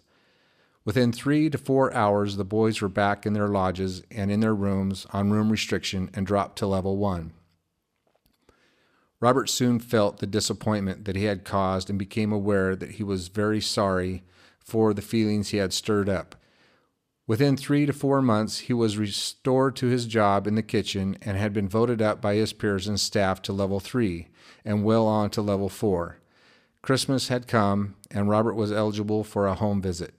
Even though he was not excited about seeing his family, save his mother, he was excited about getting away from the ranch and heading back to the mountains that he so fell in love with. There would be 3 to 4 feet of snow, and by now the skiing would be in full swing. Most of Robert's friends would be skiing, but he was not allowed to interact with them while back for a home visit. Robert's friends were considered a bad influence, but the truth of the matter was that Robert was usually the instigator in most of the bad things that went on in McCall and at the youth ranch, so Robert had to find other means to entertain himself. It was no surprise that Robert found himself walking by his friend Vicky's house to see if he might get a glimpse at her, but she was not there. A deep scar began to resurface, and the pain he felt was too much for him as he ran up the hill only to come face to face with the old man tree, with the tire swing attached once again to a long new rope secured to the lowest meaty branch of the tree. Robert wondered if Vicky had her dad put the swing back together because it gave her such fond memories of her and Robert when they were in love. But there was no when they were, for Robert was infected by Vicky in a way that was a life-changing lesson that would permeate his being even to his soul. He wanted to have that back again, the feelings, the anticipation, the knowledge that he was special and wanted by someone else sustained him through his separation from his relatives back in Washington. The gate of Eden was shut, the garden all locked up. The fruit had been eaten, and there was no going back now. The damage was done. Despair had set in. What had he done? You fool! He had counseled with himself, and again Robert was left alone on the hillside by a tree with an empty swing. Robert turned to go back into the forest, up the mountainside to find a tree well in the denseness of the foliage in hopes that the further he escaped into the forest, the more invisible he would become, and maybe, just maybe, he would disappear forever to never be a problem to anyone else ever again. To become only a memory to all those who thought he would never become anything more than a ditch digger. To rid himself of the pain of all that had happened to him, but most of all to get rid of the anger that he could now physically taste in his mouth, to escape the murderous list of all those he planned to destroy in the wake of his hatred. As Robert lay there in the new bed of snow prepared for him by the heavens, he looked up into the darkening sky as he watched the flakes grow larger in size. Flakes fell on his face gently to melt and to mingle with the tears that had begun to pool up over his cheeks, kissing him as if to tell him, "You are not alone." Robert sat up straight to see where the voice came from and was a little embarrassed to have been caught out here all alone in the sanctity of his favorite place in the world, undisturbed until now.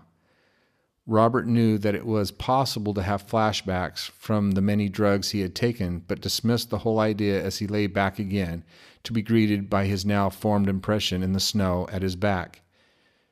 He was now falling into a trance as he became part of the comforting moment, away from yesterday and not quite touching tomorrow.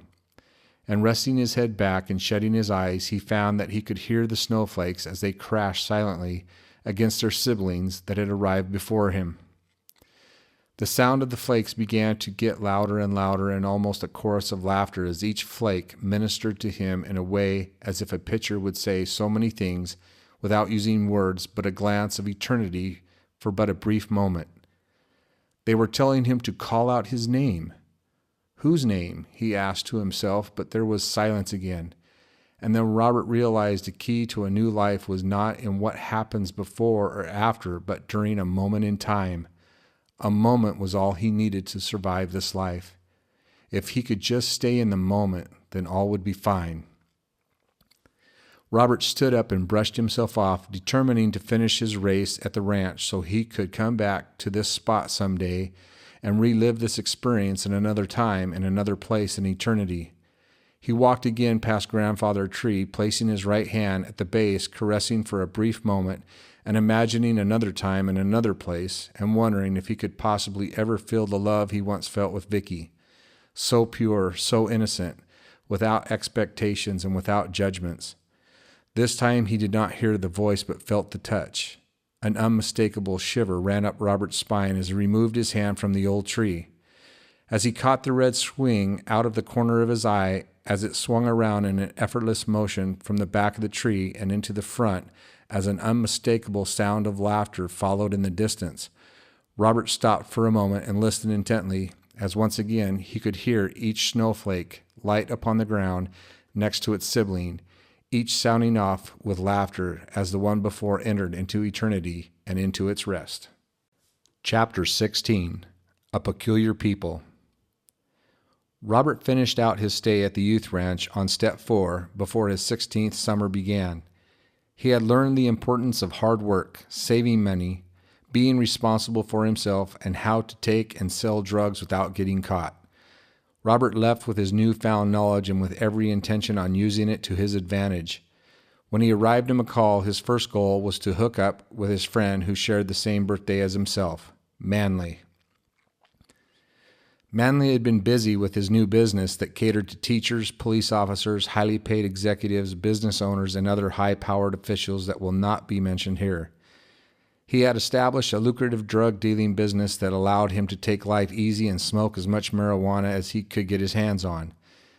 Most of his marijuana came in bales like hay that was then separated into pounds and ounces, except for personal stashes that were just ripped off a bale by the corner and consumed accordingly.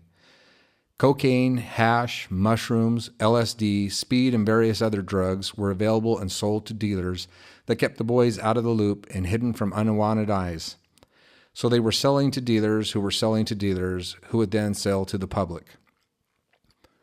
Since Robert and Manley were only seen at parties and not around town normally unless a good high called for a rousing game of hacky-sack at the town park, by the lake followed by a swim, or an occasional knockdown, bone-breaking fight, then they were rarely seen by family, friend, or foe.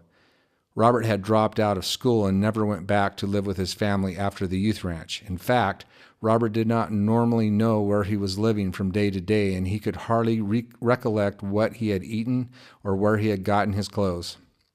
But he knew that life was easy, and he didn't care where he was going or how he was getting there, as long as he had his drugs and his friends that he could share them with. As Robert's 16th winter was coming on, Robert found himself needing to find employment and shelter for the coming ski season. The Forest Service was opening up jobs at the Young Adult Conservation Corps, YACC. There were going to be barracks provided with beds and meals, so into 2 barracks moved all the drug addicts and delinquents of McCall that the Forest Service could handle. Robert felt right at home since these arrangements were almost exactly like the Idaho Youth Ranch, but without the discipline. He began to do work like sharpening shovels, shoveling snow, clearing trails, and preparing smoke jumpers equipment for the next fire season. The money was good, and the friends were all like-minded, except for a couple who had came from California. These 2 brothers were Greg and Mark. Greg, being the oldest, appeared on the scene out of nowhere and drew all the other workers to himself. There was rumor that they were holding late-night meetings, and the things that were being said about them from them were of strange goings-on and tales of the end of the world, miracles, and demons being subdued. Robert was never around during these meetings because he was off either making drug deals or too stoned to care. But as the rumors turned into wows and ahs and drug addicts turning into Christians, then Robert's attention was diverted to his lost clients and friends who no longer had the same ideals as he and was now a potential threat because of the potential to be turned into the authorities. Robert was forced or persuaded to take matters into his own hands. During a workday, Robert seized the opportunity to grab the brother Greg by the arm and escort him into one of the secluded rooms and ask him what he was doing and what was so special about him that gave him the authority to speak to others in this manner. Normally, this would have scared most of the others, knowing that Robert was about to go mental on you and you were about to wake up in a place you didn't want to be in. But Greg calmly and with no fear explained to Robert that Jesus was Lord of his life and that God gave him authority to proclaim the message of Christ. At this point, Robert's anger was averted, not expecting such a volley of words. Though the words were strange but familiar to Robert from his childhood, he had become hard and calloused. At first, Robert visualized punching Greg in the throat and then twisting his head so that it popped, leaving Greg dead and speechless to no longer spread his lies. When the anger subsided and a peace sort of oozed over him, he sat back under some other power, and before he could stop the words from forming, Robert asked Greg to explain this message he had been sharing with others, and for the next 2 hours, without interruption, Greg began explaining how Jesus had died and rose again from the dead. Though he did not understand how and why a man could and would want to die for his sins, Robert continued to listen. Greg went on to tell Robert about the book of Revelation and how Jesus was coming back, about all the signs. When Greg explained the part about how all the Christians were going to be taken from the earth, Robert became hooked about this rapture thing, and his new motivation to listen came from fear of being left behind. Fear began to take over, and the rapture occupied most of his time, wondering whether he would be left behind and if he would be subjected to hell and death. This was a new concept for Robert since he lived on the edge, testing death to take him every day. But this was different than anything he had heard before, and the thought of torment forever was a little too much. If he could fight back, then that would be a different story. Robert was content to just hear their stories and stay on the sidelines for now. When they sat at lunch and prayed for their meals, Robert knew that he had made the right decision not to join them and look like a fool. But he listened to their stories just the same. Occasionally, Greg's brother Mark was in the right place at the right time, and although the supervisor was present, he would allow the boys to talk with Robert for hours at a time while they were supposed to be working. Robert was beginning to feel a conviction about his lifestyle, but it was too hard for him to give up. Mostly it meant that he would be labeled an outcast by some. To some people, that would put them in great danger if Robert decided to quit his drug life and follow a path that would lead him down a very straight and narrow way. Robert was still intrigued by the brothers' message and began to follow them around, soaking up as much information as he could to hopefully securing his way into heaven. Robert started going to church with them, and on one evening they asked him if he wanted to accept Jesus into his heart. And without any conviction or any understanding about what it meant, Robert went through the motions and repeated a prayer that made him part of the gang, and he even got baptized on a whim when he saw others get baptized at a church swimming party at an indoor hot springs in New Meadows, a small town just 8 miles west of McCall. Robert was given a Bible and the right hand of fellowship, but his heart was not right with God. He had only made his decision out of envy and jealousy that the brothers had more popularity than him and had more knowledge about some awesome supernatural thing. Robert was not a Christian, but a travesty called religion. It was a nice suit, and he looked good in it, but on the inside he would still cut your throat if you crossed him. Robert still held on to his cigarettes, sex, and mysticism. Robert had only succeeded in saving himself in his own eyes, still caring for his own needs and rather than the needs of others. He was like a whitewashed tomb, all white on the outside, but full of dead man's bones on the inside. He might even go 1,000 miles to make one convert, but in the end he would make his convert twice the child of hell that he was himself. Robert appeared righteous on the outside, but all along he needed to have Jesus clean the inside first and be more concerned about more important things like justice, mercy, and faithfulness. Robert tried to share this new knowledge with others using sensationalism and scare tactics to add to his number of converts, but they would only listen to him out of fear and then scoff at him behind his back. Robert had a head knowledge of Jesus, but not a heart knowledge.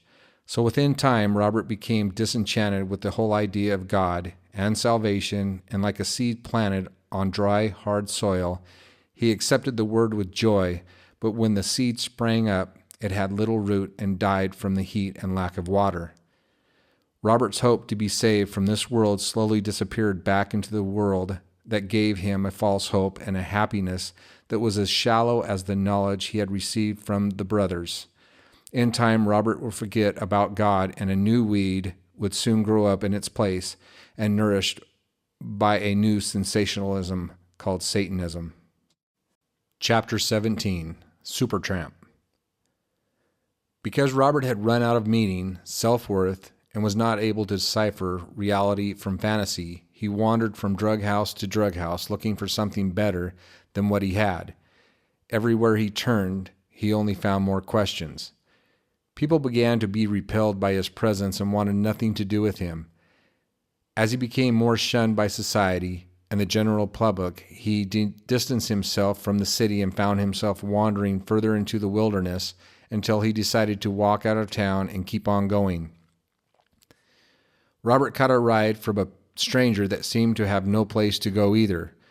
When Robert asked him his name, the stranger replied, "That is not important," and started talking to Robert about God. Robert needed the ride, so he did not object to this form of conversation, and though Robert would have avoided such talk at this time in his life, he was mesmerized by the way the stranger carried himself and did not cause Robert to feel condemned or ashamed. When the stranger asked him where he was going, Robert replied, "I am trying to just get away from myself and maybe head for Washington." The stranger asked him why Washington, and Robert could only think of one reason. "That is where I belong, and I was taken away from there as an 8-year-old from all I knew and loved." The stranger then asked Robert if he had any friends in the Tri-City area, and Robert knew only Greg. one of the brothers who had told him about Jesus. Greg left Idaho to go live with a girl in Kennewick, Washington. The driver said, "That is where I'm headed." That's when Robert knew where he must go. After a couple 100 miles and some interesting talks about salvation and who God really is, the stranger dropped Robert in a nice part of the city, and Robert found a relative of the girl Greg was living with, and he took Robert to the house. Robert crawled through the window since there was no answer and sat in the lounge chair. The shower was running, and he knew someone was about to come out of the door soon, and he only hoped that he was in the right house. Victoria, as the girl was named, stepped out of the bathroom in her robe and caught a glimpse of Robert out the corner of her eye and gasped as she re-entered the bathroom. After a lot of low talking and some cupboards opening and closing in rapid succession, probably looking for a weapon, Robert thought, Greg came out ready to take on the intruder until he realized who it was. The surprised look made Robert laugh hysterically, and they began to punch at one another in fun just to finish off whatever tension was left from the surprise. During Robert's stay with Greg in Washington, they had managed to break several laws, man's laws and God's laws. One of which they managed was to enter a residence in the countryside of Prosser, Washington, several miles north of Tri-Cities. Since nobody lived there, they broke into the house with high-powered rifles and destroyed the place almost beyond repair. This would turn out to be a God thing later on in Robert's life and would lead to the salvation of more than 40 souls plus. You will have to read this story in the second book. After a couple of weeks, Robert began to get restless and decided to head back to McCall. When he got there, he remembered why he left in the first place. This was a lonely place with lots of bad memories. He began to walk around the lake until he got to the river. He had decided to take the road that headed off into the trees that led to the fish hatchery. As he turned the corner to the hatchery, he saw a familiar sight. A place he used to stay filled with Christians who came from California and accepted Robert in their home when he had nowhere else to stay. A young man named Kevin was there and loading up his car to head back to his parents' house in Concord, California. Perfect.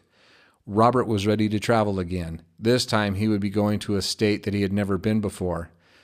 Within a couple of hours, Robert and Kevin were off to California and eventually down the west coastline. Stopping along the way became a favorite for Robert. It reminded him of the Washington coast with the smell of salt water and the pounding waves. He was becoming more homesick for his birthplace, and he could hear a voice calling somewhere within to return to his roots. But these were not just any roots, but the things he remembered as a child.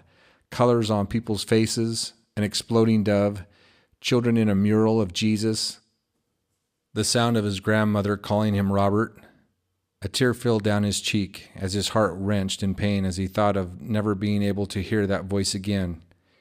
Kevin asked him what was the matter, but only silence came as a faint sound came from between Robert's lips. The memory was too overwhelming, and the tears flowed without shame. Kevin reached out to Robert's shoulder and called out to his maker and asked if he could somehow place healing on all the hurt and scars that were on Robert's life and release him into his kingdom where he could have rest and peace. After some time in California, Robert headed back to McCall against his own wishes to never go back there again. When he arrived at one of the drug houses known as a safe house, he was informed that a house parent he had at Idaho Youth Ranch had tracked him down and said that he was willing to buy Robert a one-way bus ticket to Old Forge, New York, if he wanted to stay with him during the Whiteface Mountain Winter Olympic Games. Within the week, Robert was on a Greyhound bus heading across the United States to the East Coast. Along the way, he met many people with many stories. Most interesting of all the stops he made was in Chicago terminal of Greyhound. Robert was told not to leave the terminal for any reason because of the element of people that wander the streets at night. To Robert, this was a challenge and was not to be ignored. So he started wandering the nearby streets. Not many minutes from when he left the terminal, he began to be followed, and the group kept getting bigger as Robert led them from one road and down another. Robert turned and motioned to the crowd of about 10 to 12 as if to say, "Come on, let's see what you guys got." As the group ran up to him, he stepped into a bar and stood at the window laughing at them, hoping they would come in so he could cause a scene. Much to his disappointment, they walked off and the drama was over, even though he knew that they were waiting just around the corner. Robert was a very fast runner, and so when he exited the bar, he could hear the shouts from his opponents. He kicked into high gear and made it to the Greyhound terminal with no problem. The sheer adrenaline of the situation tempted him to do it again, but he found himself talking to others that he was riding east with. So this gave him the chance to brag and elaborate on thirst for the edge. The bus pulled into Syracuse, New York, and Robert had time to look around until his old house parent arrived.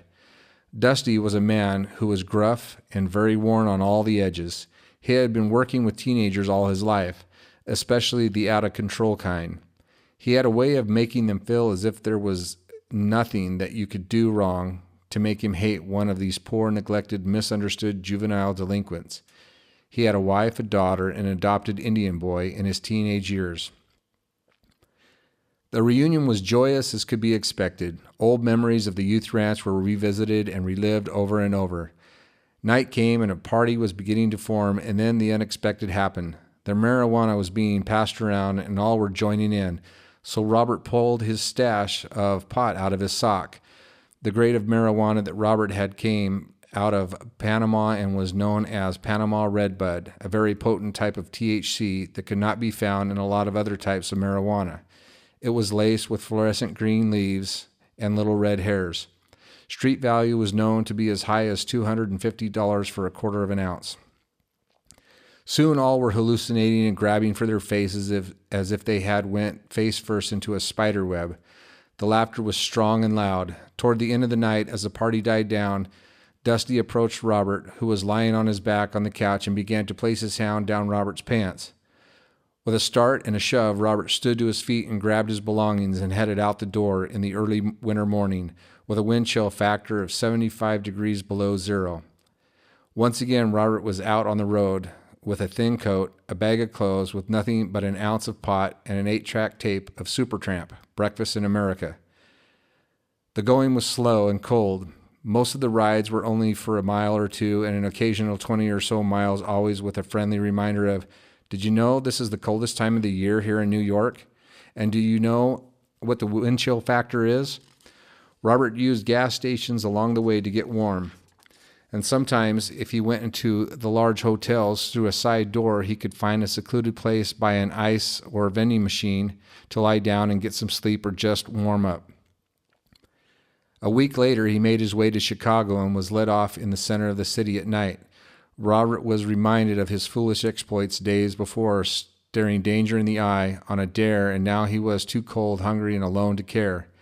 He stood next to an old ramp on the freeway for 2 hours when, out of desperation, he dropped to both his knees and folded his hands in a motion to beg the truck driver now passing to have mercy and please stop.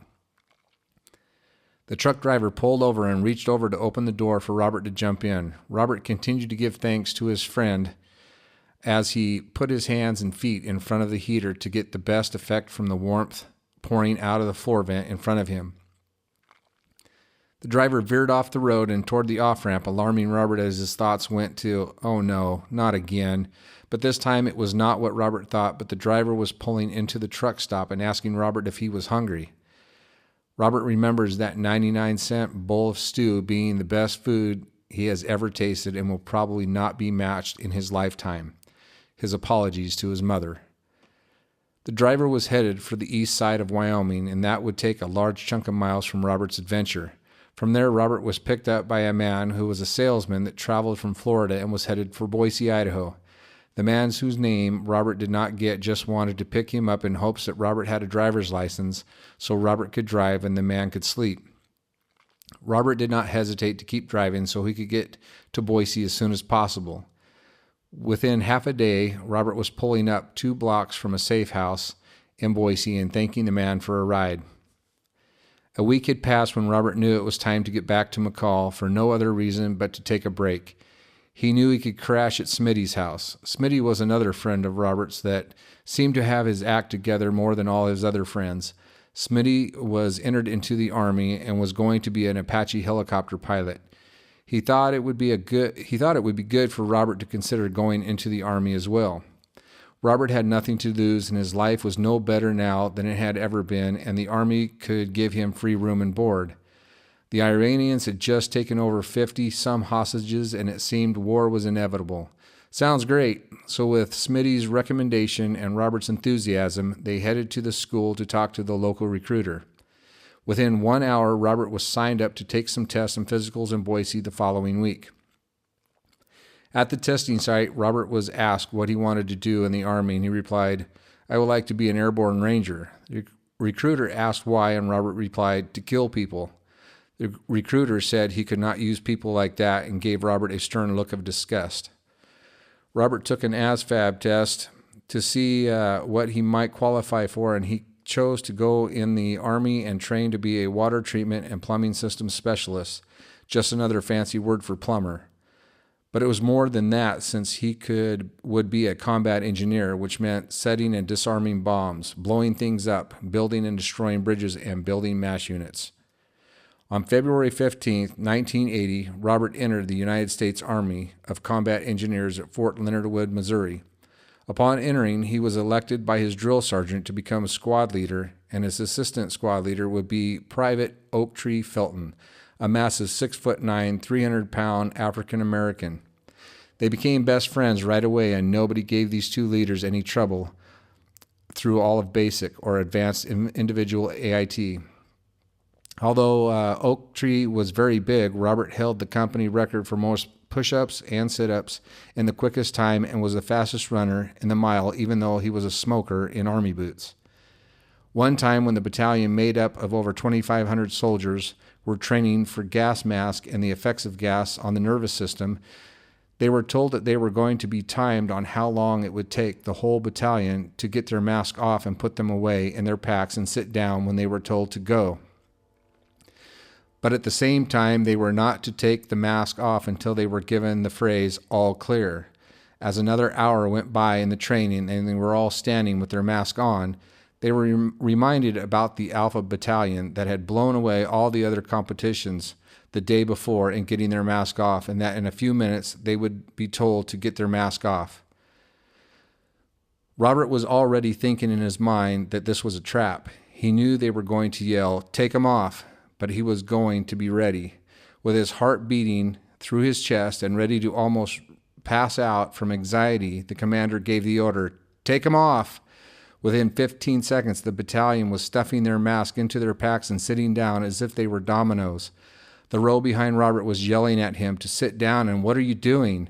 As one by one, all the soldiers began to sit down until there were none left standing. The groans of the realization of what had just taken place became apparent as the last soldier standing was Robert, all by himself in a sea of like 2,500 men who had realized their mistake too late as 50 drill sergeants stood laughing on the sidelines. Robert was asked to come to the front, and as he did, he began to wonder if he had made a terrible miscalculation. The commander asked why he didn't sit down like the rest of his fellow soldiers. Robert replied, "You did not say all clear, sir." And then the commander said, "That's why you are going to drink a soda while all the others low crawl on the wet, muddy ground until you are done drinking it." Robert was kind enough to finish his drink as fast as the drill sergeants would let him, which was Chapter 18, The Race. Boot camp over and Robert back to McCall, a new man, was inspiring for many, thinking that Robert had finally turned over a new leaf. One of Robert's friends, who I will call Monkey Boy, because he was extremely hairy and 4'13". He had a beard in 7th grade. I kid you not, and many of you are laughing because you know who I speak of. He is a great guy, and you could not put him in any class of people such as jocks, nerds, druggies, or what have you. Everyone liked him. He did have his peculiar ways, though, like dreams. He had dreams that were kind of scary and sometimes just downright bizarre. One day he had a dream about Robert. One fine day when Robert was at the park, higher than a kite and talking to the May hardware store wall, minding his own business, Monkey Boy came up to Robert, and the first words out of his mouth were, "Reb, you got to slow down on your bike," which Robert replied, "Hey, Monkey Boy, what's happening?" Yeah, just like it says. He said, "No, Reb, I'm serious. I had a dream." "Okay, I'm sober now," said Robert. He stood up straight and cleared the spiderweb off his face that he thought he had just recently ran into, totally freaking out and sending 10 sets of tourists scrambling for the woods with their children in tow. "What dream?" Robert said. Monkey Boy replied, "I had a dream that you had a bad crash by the Scandia Inn in McCall, and your motorcycle was laying in the middle of the road, all crumbled up like a tin can, and you were laying on the side of the road, all curled up." Long pause. "Whoa, dude, that's gnarly," said Robert. At this point, Monkey Boy wanted to kick Robert, but since he was half Robert's size, he probably thought best, though he is a scrapper when he has to be. "No, be serious," he said. So Robert got serious, and they had a long talk, and went to his house to smoke a few bowls as Robert allowed the voice to try to talk with him once again as he handed the pipe to the next in line.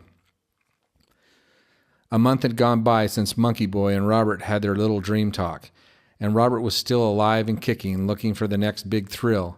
He had become more dangerous since he acquired a job doing some demolition on a house, right up his alley.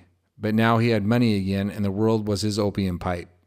But really, to Robert, it just meant he had more money to get higher and to see how much closer to the edge he could get. Robert had been to the edge several times and back again since his last talk to his imaginary friend, but he did slow down a little. It's sad but a fact of life that the more drugs you use, the more brain cells die, and they don't reproduce.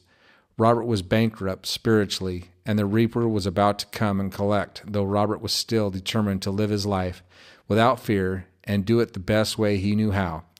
By traversing as close to the edge without going over was all just part of the game they played as teenagers and sometimes still play, called Over the Edge. The object of the game was to see how far one could go before you OD, or overdosed, or killed yourself, hence Over the Edge. This will be referred to several times in this book, so watch closely. There will be a test on this material later. Robert was good at this game. In fact, he was the best since he came the closest more times than not. Robert even considered himself robbed when he did not succeed in eliminating himself from the competition.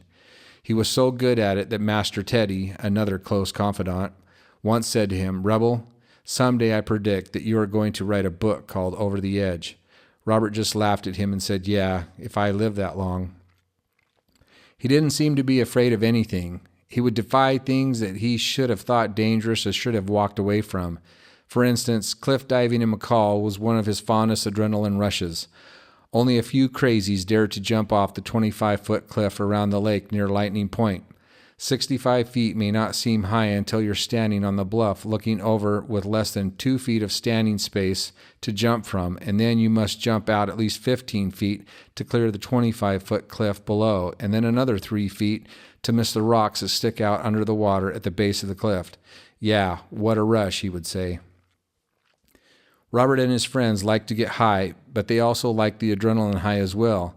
When the cliff rush wore off, they would find other ways to pump their veins with the non-chemical substance that adrenaline by driving down Main Street on their motorcycles side by side, while Trike would jump from bike to bike at speeds of over 50 miles per hour. Then there were the crazy stunts Trike used to do on his motocross bike even before they invented the X Games. Crazy. I won't bore you with the games of chicken down Main Street to get cars to pull over just before they would escape the obvious head-on collision, or the fights that were perpetrated on the unsuspecting tourists that came to McCall just to have a good time, or acting like you were doing something wrong in front of a cop car and pointing at him and then running to see if he would chase you. And the list goes on and on. Why are they still alive, you ask? You will have to wait for the end of the book. Yes, God has a great and glorious plan, especially for all those who will accept him and believe that he wants to accept you just the way you are, no matter what that condition may be. Robert had just woke up at 6 a.m. He had just been paid the day before, so he had money in his pocket and an extra large ounce of pot tucked in his socks. This particular type of marijuana was not your ordinary dope. It had just been harvested weeks before in an undisclosed location, with purple-like hairs interweaved throughout the buds. This weed was known to some of the best weed in the valley and was highly sought after by some that will also remain disclosed to protect the innocent as well as the guilty. Wanting to get his day started off right, Robert got on a CM 400T Honda he got after finishing his boot camp at AIT and raced over to a secluded part of the woods to load a bowl. That is to say, load a pipe full of marijuana and smoke it. Sorry, but some of these phrases you just have to fill in the gaps. Christians sometimes make people who don't know the speak take the same off-road trails that dopers do and expect them to find their way back to camp, things they don't teach you in college. Robert had planned to drive up to Seasash River this fine August morning to see his little sister Becky Dawn, Mom, and Tom where they were camping for the week. Why should I go, he thought to himself, now that I have lots of good weed and my friends to share it with, so off to Trike's house to stir him out of his 2 hours sleep after a long night of partying and self-indulgence. Robert found him just as he left him, clothed and half on his bed and half off, but with a little persuasion and a bag of marijuana under his nose.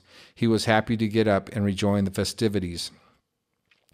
After hanging around Trike's house for 2 or 3 hours waiting for him to get up, since he was known for sleeping in late after being up till 4 or 5 in the morning smoking grass or taking several other various narcotics of choice. Robert didn't have that sort of sleeping disorder, even though he would be there right alongside of him, ingesting the same chemicals as he was. He would just take some speed in the morning to wake up and get back to his little adventure on this side of the world. By the time they got to town, it was a little after 3 o'clock in the afternoon, and the rest of their cronies would be coming out into the sun to join them in a game of hacky-sack at the park.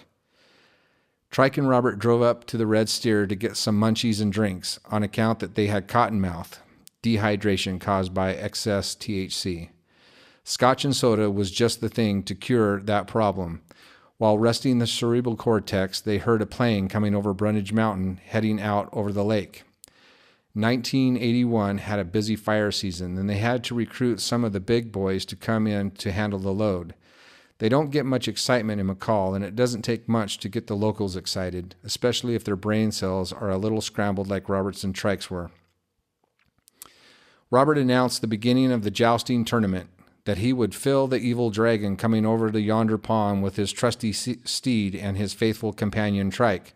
I got to see that plane land. So off they went, heading south towards the airport at breakneck speed, literally. And with a mighty roar, the steed raised his heels and was up to over 100 miles per hour by the time they got just past the Scandia Inn by about 30 feet, because that's as far as they got when they slammed into the back of a car waiting to pull left into a driveway. Robert and Trike power slid instantly under the car, where they got wedged underneath until the driver pulled them down the road with him another 20 feet. Neither one of them were wearing a helmet, and the witnesses that day were many. If you have ever been to McCall in the summer, the tourists are thicker than mosquitoes. Most said it's a wonder that either of them were still alive. One witness saw Robert's head hit the driver's side rear wheel, punctured the tire, and bent the rim in like a Pac-Man. Now, I don't know what that person saw, and if you know the strength of a tire rim, then you would know that is impossible. The bike handlebars were gouged into the gas tank, and the forks were bent back to the rear tire. The bike was just one ball of metal, crunched up like an aluminum can on a redneck's forehead.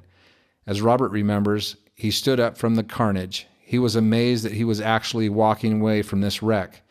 Robert looked around, but there was no Trike, no noise, and no people in sight, just him and a 10-foot man in a white robe that hung down to his ankles, and the color of his skin was bronze and beautiful.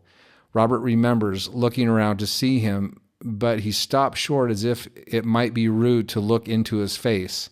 So Robert and his new bronze-colored giant friend just stood there admiring Robert's handiwork for what seemed like an hour. Finally feeling awkward and as if Robert was missing his cue in a school play, he politely said, "Excuse me, sir. I think I'm supposed to go lay down on the side of the road." And with that, Robert walked over to the side of the road and curled up into a ball and folded his hands as if he were praying. That's how they found Robert that day in McCall by the Scandia Inn, laying on the side of the road with his motorcycle in the middle of the road, just like Monkey Boy predicted, at 3:15 in the afternoon on August 24th, 1981. 15 years later, a little side note, Robert would run into that airplane pilot who watched the whole incident and reported it to him in detail in a casual conversation without knowing Robert was the one driving the bike. But that will have to wait for the next book in the series. While in the emergency room, Robert was yelling across the room to Trike, "Hey, Trike, let's smoke a bowl." The two police officers in the ER apparently did not find this funny in the least, but Robert and Trike kept their wits about them and continued to raise their fingers to their lips in gesture of smoking a joint. Robert's stash of marijuana had mysteriously disappeared in the carnage. Robert awoke the next day in the hospital a mess. The doctors had to remind him throughout the day that he had been in a motorcycle accident and lucky to be alive. He is convinced to this day that luck had nothing to do with it. Robert walked away from an obvious outcome with only a concussion, road rash down his whole right side, and he bit his tongue almost clear in half. Trike came out of a little rougher since he broke his collarbone, lower leg, and had some serious abrasions as well. Trike and Robert went to the edge and dangled off the end for a while that day and just laughed it off while they smoked several bowls, to ease their pain several days later. This would turn out to be just a walk in the park compared to what was about to happen in the months to come. The next day, Robert's brother Bill came to him in the hospital. He said he had bad news, and there was no easy way to say it except to say that Tom died. Robert sort of laughed and then said, "Ha, we should be so lucky." And then he knew his brother was serious when Bill said, "No, Tom had a grand mal seizure and fell in the Cisash River and drowned. He was presumed dead around 3:15 in the afternoon, the same day, the same hour you wrecked on your bike." Immediately, thousands of pictures flashed across Robert's sight as he remembered things he had never thought of before. They were all visions of mercy, colored faces, a white dove, children in a picture, things Tom had done for him personally throughout his life that he had taken for granted. Tom had fallen in love with his mother, even though she already had 5 children, and none of them were even in the 3rd grade yet. A voice. Tom took Robert's fishing all the time, even when it was not convenient for him to do so. A voice. He helped Robert to know what it was like to have a dad when he wasn't there, when Robert was rebellious and evil to the core. Tom still offered him a place to stay, even though Robert refused in his stubbornness. The voice. All in a matter of a few seconds, these and more images were placed in his mind, and Robert knew his invisible friend was talking to him again, telling Robert that he should have died, but that Tom had taken his place, which didn't seem quite right. The voice was telling him to remember. Go back to when you were a child, when you were innocent, back to your mother's womb. Let's go. Just let go. Robert began to break down and cry uncontrollably for the first time since his grandmother passed away. He was ashamed at who he had become, and he knew he couldn't hide from his brother, the nurse, or God. The nurse pulled the curtain around Robert's bed as Robert wept aloud. Robert began to pray as best he could through the condemnation, confusion, and guilt, and past the unworthiness that he felt inside, as he asked Jesus if there was any way that he could make it up to Tom for all the evil he caused in Tom and his family's life and the suffering. "Then let me somehow pay back what I owe him," Robert said. "You will, my son," said the voice. "You will." Robert left it at that without another word. 4 months later, Jesus would remind him and hold him to that prayer in a way that would undeniably connect and cement the last puzzle piece that completed the edges of the picture of Jesus with the children, forming a new life that would set in motion a plan that was started before the foundations of the world were even settled. It would be time to begin filling the puzzle with the hard pieces and a new vision of how Robert would fit in this picture. 3 days after the accidents, Robert's mom came to the hospital to take him home, thankful that she had been spared double grief, that he had not died as well. Robert had not fully recovered, but he did want to stay in the hospital another day. All he could think about was getting out of there and getting stoned with his friends. As soon as they drove past the park, Robert asked his mom to let him out at the next corner. She drove off as he hurried to see his friends playing hacky sack. Robert never gave another thought about how that made her feel or what she might be going through. She didn't even get a chance to talk with Robert. His road was paved for him, and it was broad and filled with many worldly pleasures. The voice inside Robert was all but gone and became an annoyance to him, and the 5-year-old Bobby was diminished to only a sliver of a memory. Robert's mother's grief was full. Even though he had not died, Robert had killed her son that she once knew, and she was grieving still. She still watched Robert from a distance, but never interfered with his decisions. Robert never went back to his family, even to visit, and he slipped deeper into a dark chasm without the handholds to assist in climbing out. Robert spent more time in darker places that he had never been before, and he was hanging out with people of darker natures. He messed with Dungeons and Dragons, but played it as if it were real, and underground societies that were not spoken of or even heard of in McCall, or Idaho for that matter. When Robert first came to McCall, it was like a little light in a beautiful mountain scenery, but now it was becoming a black hole, and the light of that darkness was fierce with no way out. Robert didn't want to leave his blackness. It was his comfort. He had friends here that accepted him the way he was, and that was all he needed. Family seemed to be such a shallow way to go. Each day Robert's heart caved in upon itself until he could not dig it out. There was only one more thing left to do if he wanted to see what was over the edge. The abyss was before him, and the Lord of Darkness was beckoning. The presence seemed almost sweet to Robert, but like an addiction, he yearned to taste it, wanted to belong to it. The shock value to others was enough for Robert to embrace it. Now he was hanging off the edge and leaning forward, tempting the evil to come and get him if it dared. A piece of dirt shifted. A foot slips. Fantasy becomes reality, and another soul is lost to the dark side. Last Chance, Chapter 19. It was coming on fall when all the ponderosa pines began to turn various shades of bright orange, reds, and yellows. The colors were brilliant, and the smell as beyond any other smell on earth. As Robert walked for hours around the backwoods of McCall, as he often did in the early morning hours around 3 a.m., after a long day of selling and taking drugs, he would find himself alone, looking at things in a different way. Only 1 month after his motorcycle accident, it was so quiet out there all by himself, all alone with everyone else asleep and no people to bother him, except for the occasional police officer. They would stop sometimes and ask Robert if he was all right. They knew him well, and some were friendlier than others, and others detested him and wanted to see this rebel in cuffs, but they could never catch him. Robert felt pretty secure in his position that he never gave getting busted much thought. It was the other dealers he had to be concerned with. What if he wanted to go straight? How would that look to them? There were a lot of people who had a lot to lose if Robert was to go straight, but even they didn't scare him, especially out here in his private landscape. He could be himself, Robert's own private peace. Thoughts would always come to Robert that wouldn't come to him at any other time or place like they would come to him out here in the wilderness. So he just let them come.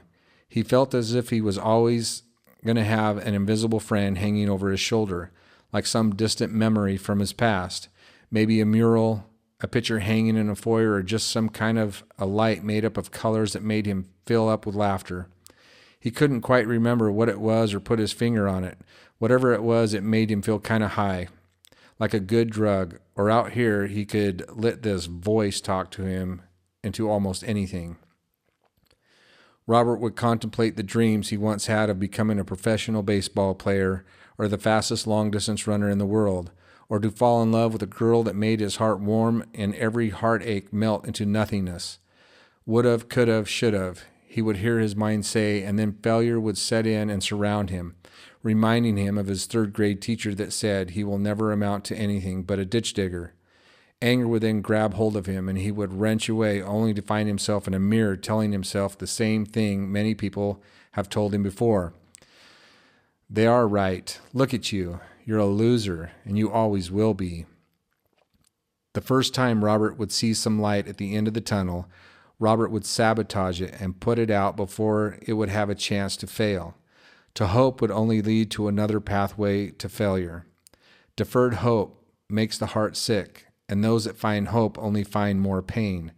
This would be Robert's road of thinking for the next 4 months.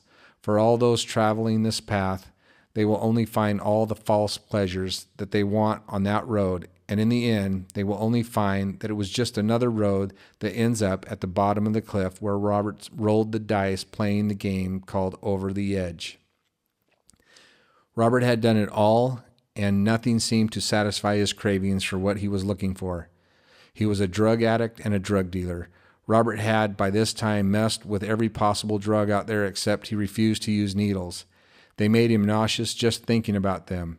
Just as long as he didn't have to poke himself, he would find a way to get the chemicals inside his body. Robert was messing around with satanic occults for some time after Fantasy Worlds didn't do it for him, and he kept his mind open to whatever was new, dark, and forbidden. It was time to act, Robert thought. He was looking for some rest, but no rest would come to him. The thought that penetrated his waking moments were always the same. Is this it? Thoughts mixed with the voice, a growl, and his own thoughts coming from his mind began to intermingle, causing confusion. Robert began to wonder if he was really going crazy. Robert looked everywhere to find some meaning to what he was feeling. Everywhere he turned and everything he touched ended in failure, unless it had to do with drugs, darkness, or a wonder of the unknown. Then came Bjorn Dahlin, known as Swede, as he was known by most. He created an atmosphere around him that drew a person toward him. He liked to haunt the park down by the lake where the evil sect played hacky sack. He seemed to be drawn by the young kids that were obviously lost or had chemicals in their system. He would boldly come up to them and talk to them about Jesus without a stitch of fear. Turns out he was a mercenary in his younger days turned missionary. No wonder he had no fear. Robert kept his distance so he would not end up like some of those teens that started cutting their hair and wearing nice clothes and became religious and all that nonsense. He did have an effect on Robert, though. The words that Swede spoke seemed to stick to Robert and saturate into his thinking process. But the words still reminded Robert of his first encounter and failure with God and how he thought it made him look like a fool. Robert could not afford to be influenced by him. He did not want anything to do with him. He was a disease meant to be avoided at all cost. What he has will turn you into a fool, and people that follow him turn into do-gooders that end up in church and then get burned. The growl would say. That was not the answer Robert was looking for. No way. Not now. Not ever. Robert was tough, and he had an image to uphold. Robert had anger in his heart that needed to be fed with fighting and stalking the streets with his cronies, looking mean and hurting people that even looked at him with contempt. Any kind of authority had to be made to look like a fool at all cost and with all vigilance. This could not happen if he was pursuing something as foolish as religion. Besides, he had his list to consider. There were many people that needed to be eliminated without bringing attention to himself. Robert's thoughts had become even darker than ever before. Robert's family was the first to go. He never spoke to them, and they never spoke to him. He had to be dangerous. He was convinced that he could not die. He had looked at death too often and been robbed of the pleasure of escaping this earth and its insanity enough times to be reckless with what he had. Robert had reached the end of his rope. He had to either let go or climb back up. He ended up doing neither. He found a cave to crawl into, and he made a pact with the devil to seal his condemnation, to make sure there was no way he could go back to being part of the human race. Chapter 20. Blasphemy. When Robert finally resolved that his life was completely tattered and useless, and the only hope he had left was to take the next step into the dark side, he called on the Major. "I will do anything for a hit of LSD," Robert said. The Major said, "Anything?" And Robert, with conviction and defiance, said, "Anything." So Robert signed a paper to that effect, and he was on his way to the point of no return. He crossed his T and pulled out a cigarette. When he drew out a cigarette, the Major opened up a book of matches with only one match left. As the Major lit the match, a clear voice spoke to Robert. "If you smoke this cigarette, it will be your last." Go back to when you were a baby. This happened for the next 2 months every time Robert was offered a flame for his cigarette. Within the next 2 weeks, a large shipment of LSD had made its way into Robert's hands, and the party had begun. The acid that came was named Orange Phoenix because of the picture of the birds on the sheets of paper. The Orange Phoenix comes back to life after it is reborn.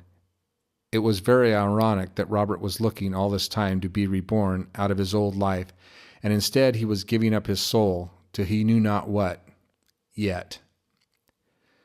Within the next few weeks, Robert would experience some incredible transformations.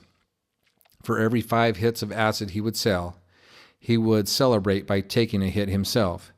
Each square was the equivalent of 4 hits of acid, each hit lasting up to 20 hours at a time. Robert was taking 1 whole square, giving himself 4 times the amount anyone else was taking. On his first night of taking his first square, he was told he took too much and others would join him so he would not be alone while he was blazing or hallucinating. It is a very bad idea to take acid by yourself, let alone at all, because some visions can seem downright real and can cause you to do things that you would not normally do. If someone is with you, they can generally talk you down with things like scratching the spider off your face so much that you would actually cause deep lacerations to your skin or mistake a friend as a monster that needs to be killed, etc. On this particular first hit of acid, Robert experienced, with about 12 others, the ability to read into the meanings of the rock and roll that they were listening to. The message was an evil message that disturbed Robert greatly. The song had demonic messages that related to him, which caused his adrenaline to pump viciously into his system. Not a good thing. Robert began to see things that were not normal and too hard to explain.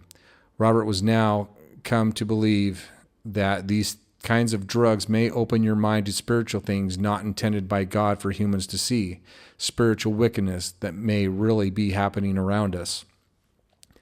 For the things which are seen are only temporal, and the things which are not seen are eternal. This is not his set in concrete answer, but it does convince others that are aware that there are forces out there that people do not believe in, that are there whether they want to believe them or not, as we shall discuss in the final chapters of this book. Before the hallucinations began, a person experiencing the high has roughly 2 to 3 hour window before the drug really begins to take effect and can last up to 20 hours depending on the mixture. So all sharp objects were removed and anything with negative connotations so that the experience will not become a bad situation. Removing all the negatives is really virtually impossible, as in Robert's case, since some music gives off some bad messages and some people may have had a bad situation that day or in their life that triggers some bad responses.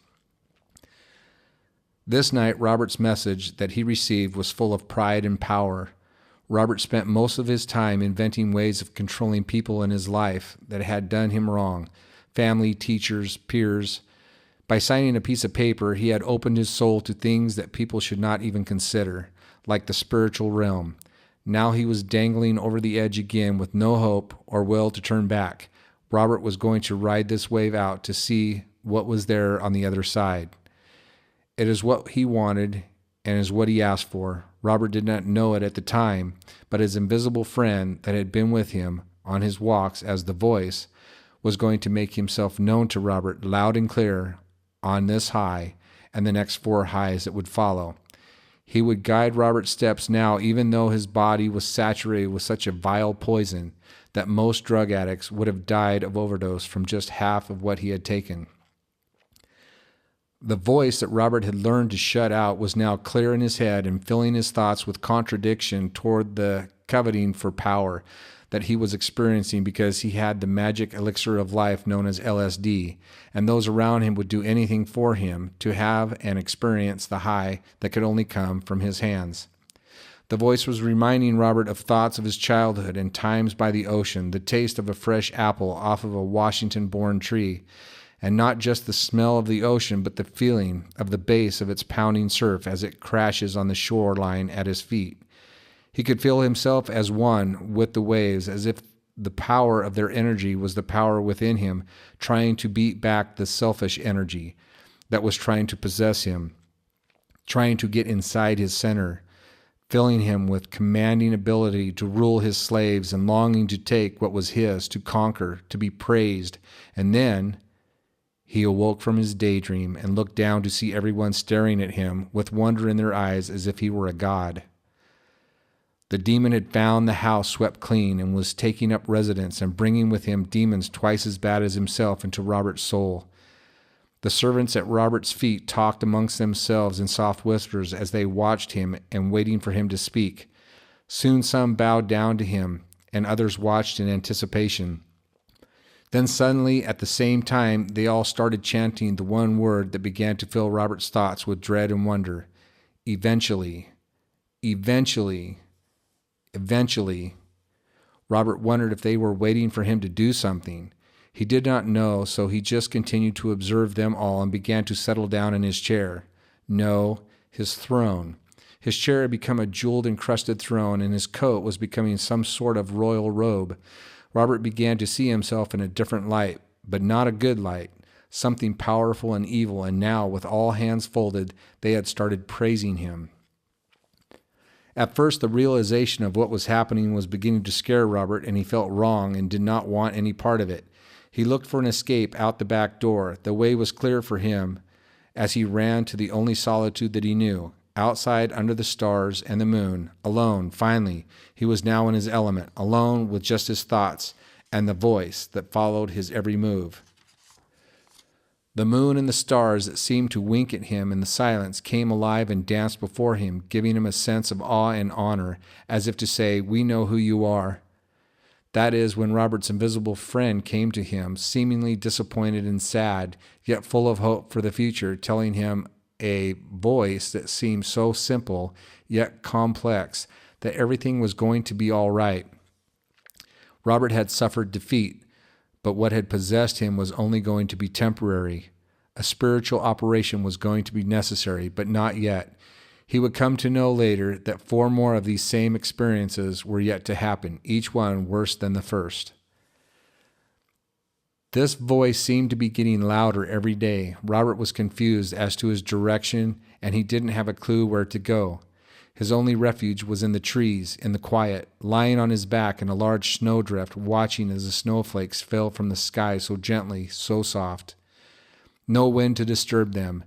It was so quiet that he could hear as the snowflakes hit the ground. Poof, poof, poof. It was as if he could hear the universe holding out its hand to catch each flake, keeping each one safe until it found its new home safely on the blanket of white below.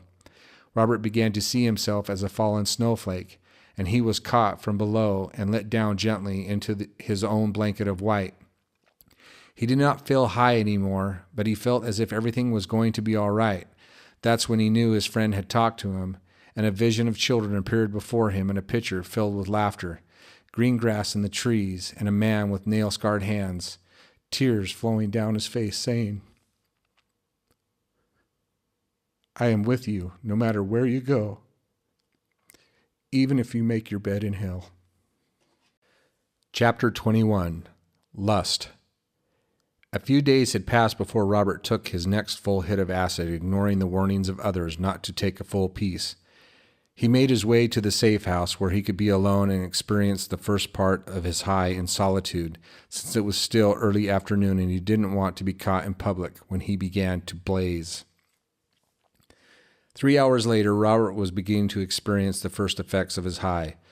The music was beginning to come alive and the messages were flowing through him like an intravenous through his veins, drip, drip, drip.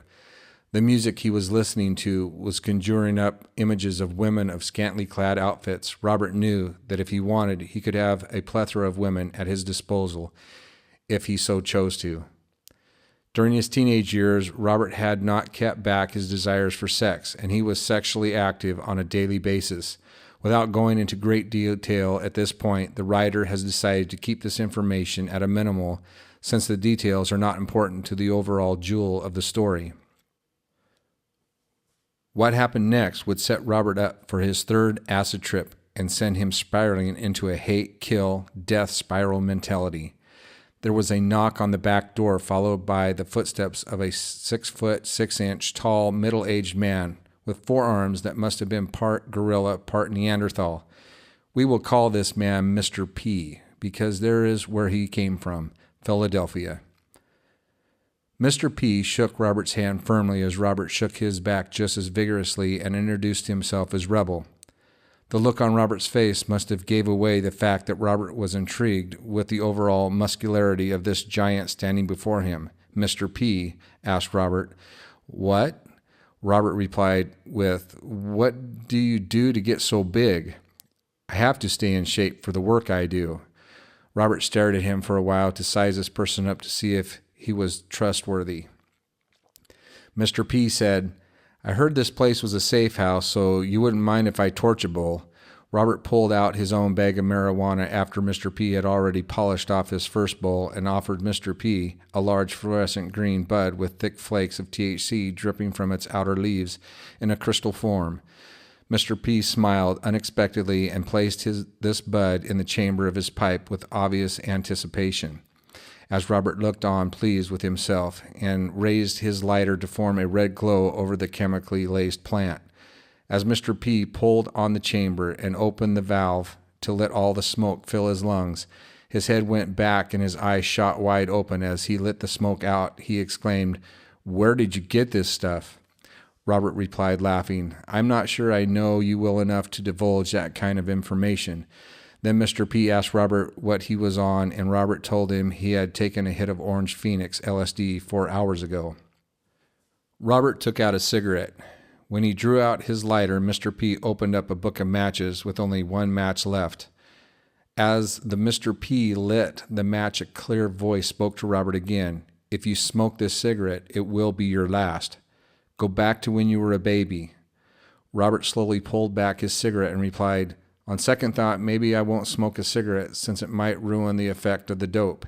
In the next 2 hours, Mr. P had opened up to Robert, exposing a secret that Mr. P should not have spoken and that Robert should not have heard.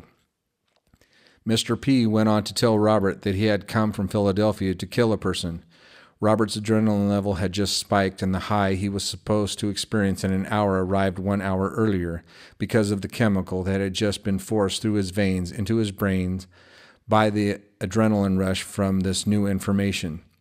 Not from fear, but from a desire to be a part of this dark plan, as Robert sat up on the edge of his seat to hear more, allowing the corners of his mouth to raise and show off his unusually straight teeth. Mr. P told Robert that he might know his victim and that he was hired because many people had thought that this drug dealer had turned and was now a narcotics agent. Robert's rage began to boil as Mr. P exposed the fact that there might be a traitor among his own confidants. Mr. P became more confident in talking to Robert as he watched Robert's demeanor change from stone to ready to hunt this informant down. Mr. P said that the person had been raised in McCall but did not have a home. He went from house to house and was known to hang with Christians occasionally. He had just been in a horrific motorcycle accident, which could have saved him a lot of trouble if he had died. Robert began to get an uneasy feeling about where this was going. He thought he might be able to take out Mr. P with a hard fist to the throat if he could catch him off guard, but in Robert's current condition, with his heart racing and being unsure about what he was hearing, and the fact that his friend Trike was also in an accident. But no, Trike was not a narc. He couldn't be. Robert asked Mr. P if he knew what the target looked like, but he said he had just gotten to town and the only specifics he had were what he was told over the phone. Robert travailed over in his mind about what to do with this new information, and he did what he always did in these kind of circumstances. Robert stood up and told Mr. P that the acid was beginning to hit him real hard and that he needed to get some fresh air and take a bag of dope to a client. Since Robert was obviously high and narcotics agents are forbidden to participate, Mr. P thought none the wiser as Robert walked out the door into the snow-blinding sunlight and down the road to the shortest route leading to the forest. Once Robert made his way to the forest and was concealed from all eyes, he sat down under the boughs of a tree, hiding himself even from nature. He began to ask himself what to do. This was too much for Robert to ingest, and he started to panic, wondering where to go or where he might find a gun. He had someone from his circle hired someone from out of state to kill him, and why didn't they do it themselves? Robert knew the answer to that before the thought was finished tumbling over in his mind. They were scared of him. They knew that if Robert had any idea that he had a hit on him, that Robert would hunt every person down, one by one, if needed, and exterminate them with no mercy. Robert was known to not fight fair, and if there was a fight, then it was to the death unless others pulled Robert off, which was usually the case. It was time to move. LSD or not, he had to stand up. He had to devise a plan, get out of town, or would they just keep looking for him, or worse, hurt someone he knew? Robert brushed himself off and thought about some lady friends that he was familiar with that had no connections with his friends or circle of friends. Robert made his way around the edges of town, through the forest and up an unlit road until he came upon the house where Bambi and Monique lived. When they answered the door and saw Robert standing there, they were thrilled to have him come in and spend the night with them, during which time Robert forgot all his troubles and opened up all his senses to allow the pleasure to sweep over, under, around, and through him. Another undesirable had just taken up residence in the soul of Robert. Robert was at the peak of his high by the time and was fighting off the thoughts of the day and feeling dirty at the same time. What was he doing here, and how was he going to get out of this mess that he might currently be in? Robert allowed himself to think that it was just the drugs that were making him think or hallucinate about someone hired to kill him, and then he drifted out of time and space and woke to experience that had never happened to him before. Robert felt as if he was being lifted out of his body and being placed in the middle of pleasures beyond description, where all Robert had to do was think and it would happen. His two girlfriends were with him, but they were just there to tell others to do what he wanted and don't ask questions, and to comfort him in his high. When Robert got up the next afternoon, he realized he was still high and hallucinating. He still felt the need to get to the bottom of the conspiracy that was meant to kill him. Robert's thoughts drifted back and forth from the desire to stay with the girls or to run back into the forest. The girls started to feel like a trap to Robert. The forest was beginning to make him uncomfortable because he was beginning to understand what was in the forest. The voice was God, and he had already experienced God, and he knew he couldn't go that way because he knew he was not good enough to be a Christian, and that was best left to people who were raised by their families all their lives, perfect people who never did anything wrong. Robert never really knew what it was like to have a real dad, a real family, people who really cared about what he was doing to himself, who took the time to say, "Follow me, this is not the right way." Robert knew he would just fail.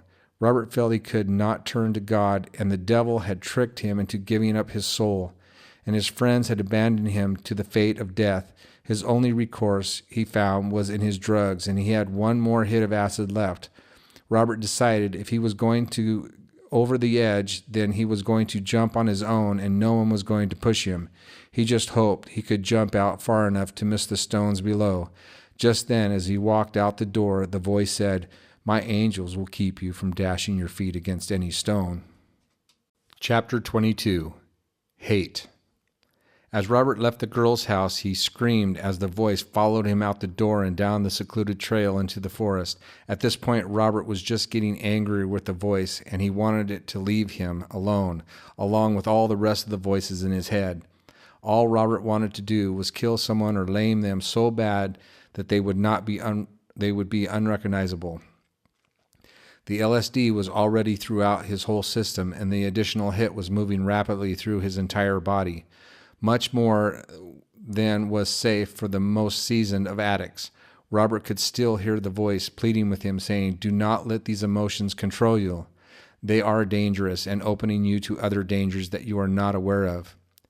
If you will just call me, I will save you from death." Robert screamed, "Leave me alone," and stopped in the middle of the snow-covered road, not realizing where he was at until he heard another voice call to him from a driveway to the side of him. Looking to his right, he saw a figure like an angel walking towards him with her hands outstretched and her eyes as soft as a white dove. Robert's mother, Evelyn, called out to Robert and said, "It's Christmas morning. Come inside and have something to eat." I know you are tired and weary. Come and rest." The anger was stopped for a moment. A beautiful distraction had taken place. The moment was right, and Robert felt a love that can only come from a mother's love. How could he say no? He didn't know how he got there or where he was going, but this was truly what he needed at this time, in this place. Robert looked up with his bloodshot eyes into her loving eyes, and as he looked at him, Robert could tell that this look was the same way she looked at him for the very first time 19 years ago. She reached out her hand to him. Robert placed his hand in hers, and without a word they walked up the driveway without looking back at where he had been or what he had become. He worried whether or not she could tell he was high. At least he was safe.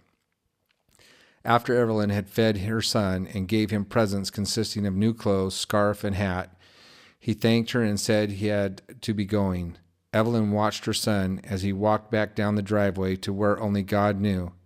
Robert turned briefly as he heard his name being called. "I love you, Robert," he heard his mother say, and Robert walked back to the edge once again.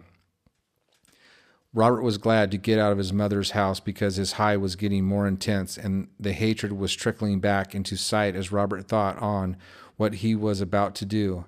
Many people must die, and it wasn't going to be him. And if it was going to be something to read about. Too many people had told Robert what to do and what to be, but now it was his turn to tell them what to do, to die and disappear from the face of the earth. Robert knew he had to talk with the general. You have heard of several people with titles that relate to the military for the protection of all. The general was a dominant figure who kept the army together in theory, but in reality he was just another puppet of Satan. At this point, his identity will also be kept hidden and his characteristics kept secret. Suffice it to say that this man and any others close to him were either always in danger or always kept safe. Robert was considered a lieutenant and an integral part of his protection. If Robert went down, then a domino effect was sure to take place. Robert trusted the general with his life and considered him one of his best friends and confidants, and might gladly have given his own life to protect the general. Robert knew he could trust him, and so Robert's next stop was not a safe house, but a house that blended in with the rest of society. This place was kept as non-conspicuous as possible. Robert made his way to the general's house, taking all the back roads possible, trying to stay away from the voice and the forest. By the time he reached the house, he was in a full-blown meltdown panic attack from the acid in his system. Robert had taken well over the amount that would have killed him days ago, and no one could understand why he was still alive. They brought him into the house and discussed how they could get him to the hospital on the back of a snow machine and kick him off at the emergency doorway and race off as to not be indicted with his fellowship in drugs. But the general had pity and did not want his friend to be thrown under the bus or, as it were, left to the dogs. Cold, wet clothes were brought along with cold ice water while all the army staff looked on as if to say, "He's not going to make it." This isn't the first time the general had seen Robert like this, and it wasn't the first time he had saved Robert's life. The general knew how to calm Robert down with things that were familiar to Robert, like certain types of music or stimulating conversation that invoked the wow factor. First thing was to put on Robert's favorite album, Rush 2112. This album brought ideas of future places and excellent guitar music, with psychogenic drugs, as well as opening a mind or soul to receive anything else out there in the spiritual world. Robert pulled out a cigarette.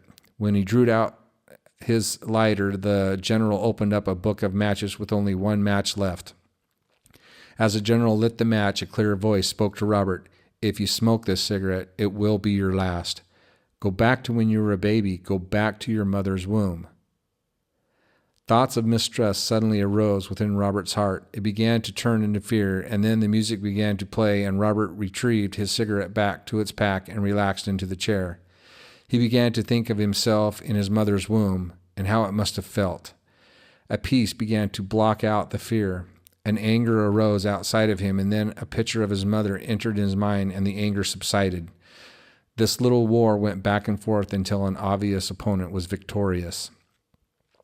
Then they all sat around until 3 a.m, smoking more of the same fluorescent green marijuana that no one else could afford, and listening to music that gave Robert a sense of warrior blood coursing through his veins. And anger had replaced the warm feelings that his mother had conjured up. A crescendo in the music had attracted the new renter to Robert's soul, and another occupant had taken up residency, as this music and anger created a new vehicle for another entity to move in. Robert was starting to feel antsy and annoyed, so he knew it was getting time for him to leave again. He felt as if he had a mission to accomplish, and the general seemed to know what that was. So with a nod from the general, as if approving Robert's next move, Robert stood and moved methodically toward the door to get out into the cold snow and empty his mind. The general suddenly changed his demeanor and didn't want Robert to go for his own protection, but Robert assured him he was a lot better and he had run out of acid, so he wasn't going to take any more, at least for a while, just to get some air. But Robert did have one more left. Robert found a snowbank not too far off the road and not quite into the forest, but out in a clearing where the snow was allowed to drop on his face and melt into his skin. Robert fought to keep the voice out of his head and thought how he was going to kill Mr. P, along with the others that had caused this vicious rumor about him being a narc. Robert decided that there is only one thing worse than a narc, and that is another person accusing another fellow druggie of being a narc when he wasn't. Robert wanted to do bad things that not only destroy this person but their whole family, and he was going to find who it was. Robert decided not to run from it but act normal and maybe weed out the people who needed their lives repossessed. He began to think on things that were false and all things dishonorable, wrong, impure, ugly, bad reports, failures, cursing, and torture that would warn others the future to not mess with Reb. His hatred began to consume his thoughts that day as he wandered the back streets. Robert was no longer happy. He did not smile all the time, as he was known for being the jokester, especially since he was born on April Fool's Day. There was something on his mind. In fact, there were several things on his mind, and only a few chosen friends knew what that was. Master Teddy, the Major, and the General. A deal had been made. A line had been crossed. The pact could not be broken except by the power that was all but out of Robert's reach, that he was actually running from. Robert planned to infiltrate the enemy, and he was going to use his last hit of acid to hunt down the perpetrator. Robert thought that the acid would heighten his awareness, and the spiritual world would show him who needed to be eliminated. He was calling on forces and counting on them to reveal what he wanted. Little did he know that the ones he was counting on to show him the way were the very ones that had crucified the voice 2,000 years before and were about to betray Robert into the very hands of those who wanted him dead. Chapter 23. Lies. As the day wore on and Robert's high intensified, there was a feeling that the order to exterminate Robert had been retracted. All his old friends were coming around and meeting him on the back roads and the houses he was visiting. Robert thought that the acid was causing him to see things in a good light, as if everything was okay. Things were just coming to a head, and the forces of good and evil were about to meet over the skies of McCall and do battle for a soul that was to have as much value as if he were the only soul on the planet. Robert spent the whole day trying to visit as many of the upper and lower powers that be. They all seemed nervous and anxious to please Robert. He asked them if they knew of anyone going around spreading rumors. No one had much to say, and some were genuine in their concern when they asked Robert if he was okay. And they said he looked like he was a person getting ready to do a bad thing. Robert made up lies to cover his tracks as he went to the next safe house, and when he got there, he would say that someone is about to die and that he was just spreading the message because he knew of a guy who was hired to take out a narc, hoping that this would spread a rumor all over town and get some people nervous, knowing that Robert had found out, or making people wonder if someone thought that they were a narc. The bait was set on the trap. Robert noticed a stirring in the drug community he hadn't seen before as the groups of people got larger as he traveled from safe house to safe house throughout the day.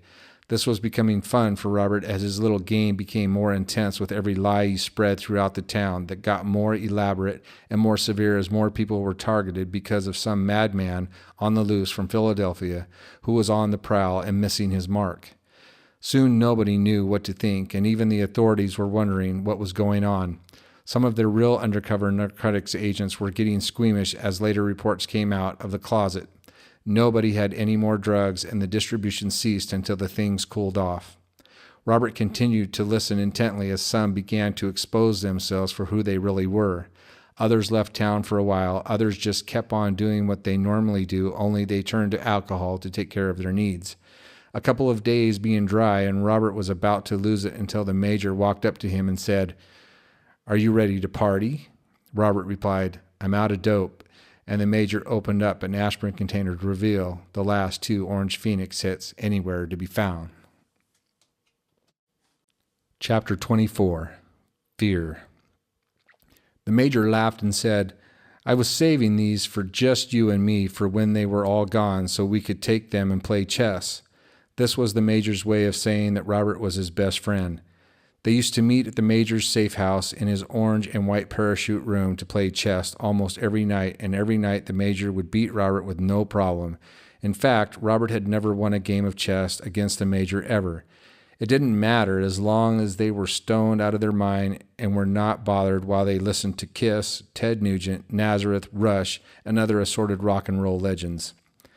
It was December 29th, 1981. When the major and Robert entered the safe house and set the chess table up and arranged the pieces on the board to begin the first round. The major placed a black and then a white pawn behind his back, and Robert picked the white pawn, meaning Robert got white and got to go first. The table was spun to place the pieces on their appropriate warrior's side, and the aspirin jar came out, and the 2 pieces of Orange Phoenix spelled out on the chessboard. The major and Rebel picked up a piece each and raised their hands together, saying cheers as they both consumed their acid and refocused on the game at hand. 2 hours had gone by, and the acid was just beginning to take effect. Robert, as usual, had not won a game, but was always getting better over the years. Tonight would be different, as Robert forgot about all his problems and settled in after the major had presented a bag of marijuana he had kept under a pyramid to absorb some sort of energy from the spiritual world. A new game had started, and Robert was beginning to hallucinate in patterns. Robert did not care anymore about winning, but concentrated on making his white side of the board look aesthetically pleasing to the eye by building up patterns and rotating his pieces around the board in a clockwise motion. As the game progressed, Robert just seemed to know what piece to move or take without even thinking about it. He just kept a pattern going, and the major, out of exasperation, yelled out, "What are you doing?"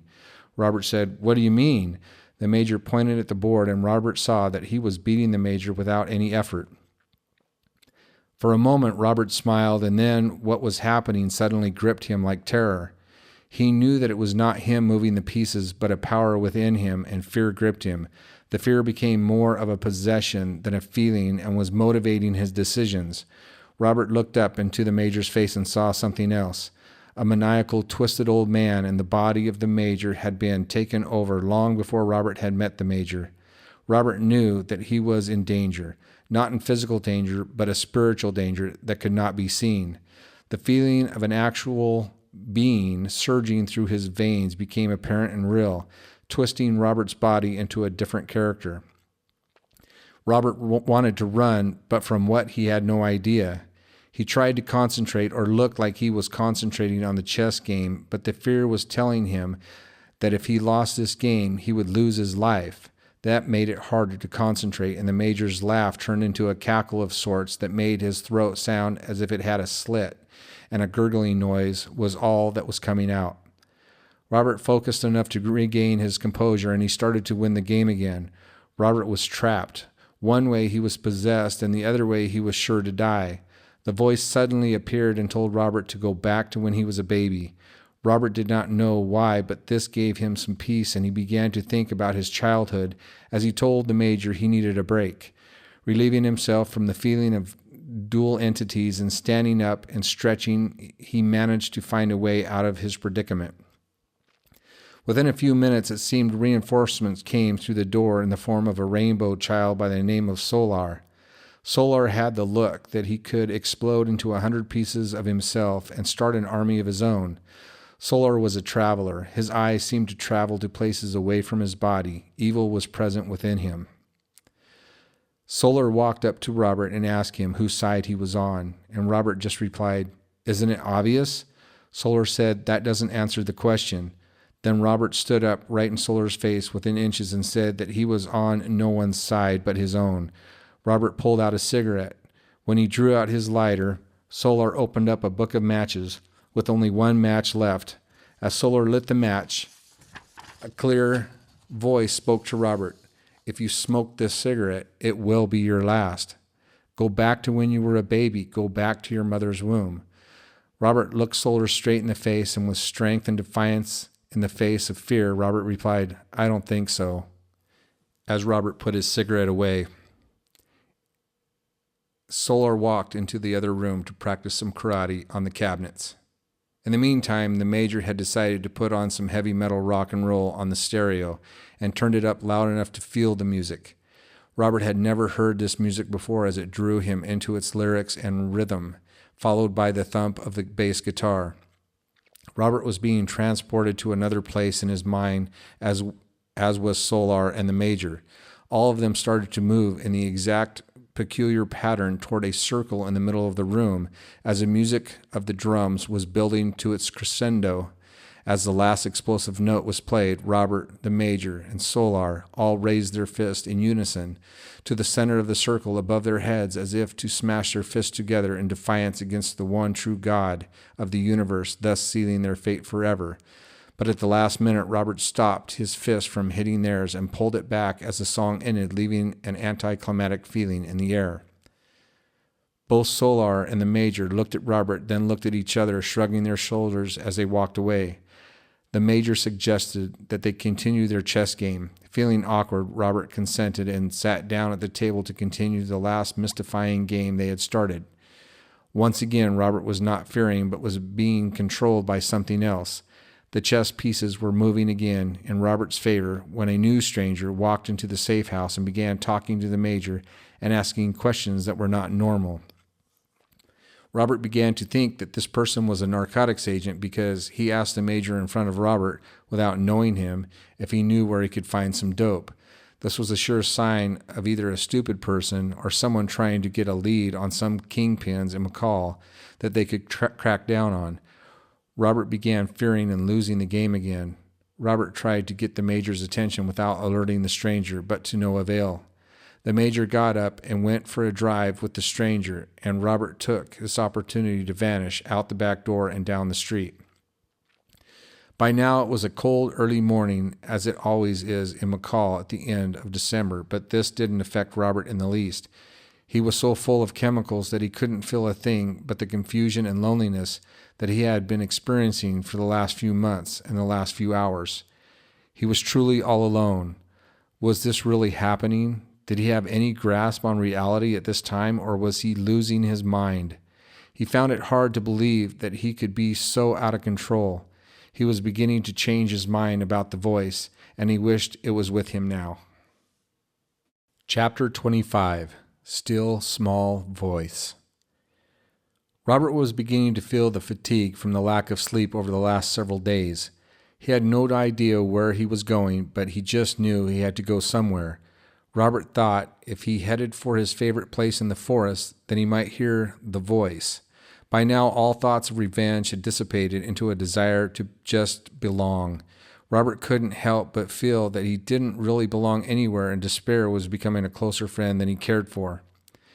As he approached the old grandfather tree, he felt a little out of place, like he didn't belong there either. He was not worthy, so he went in further to the forest and up a hilltop as the sun began to peek its head up over the east. Robert stopped for a moment as the sun hit his face. He allowed the pores of his skin to relax and thaw at its touch. For a moment, Robert found some peace to call his own. The sun was happy to see him, and Robert happy to be found by the sun. Robert and the sun faced each other for a long time until a large cloud cut into the dance of a lifetime. Robert sat right where the sun had left him and sunk into a snowbank. Left alone with his thoughts, he began to dwell on his childhood. He tried to see how far back he could remember as a child. His thoughts took him to a place he hadn't seen for a couple of decades. The driveway to his grandparents' home seemed to be a football field long, when in actuality was only about 200 feet long. The property was surrounded with blackberries, and in the backyard was a mowed trail that led to a tree fort and an old kitchen counter that was removed when Grandpa remodeled the house and put on an addition. On the side of the house was a large garden where the kids loved to eat the raw green beans right off the vine.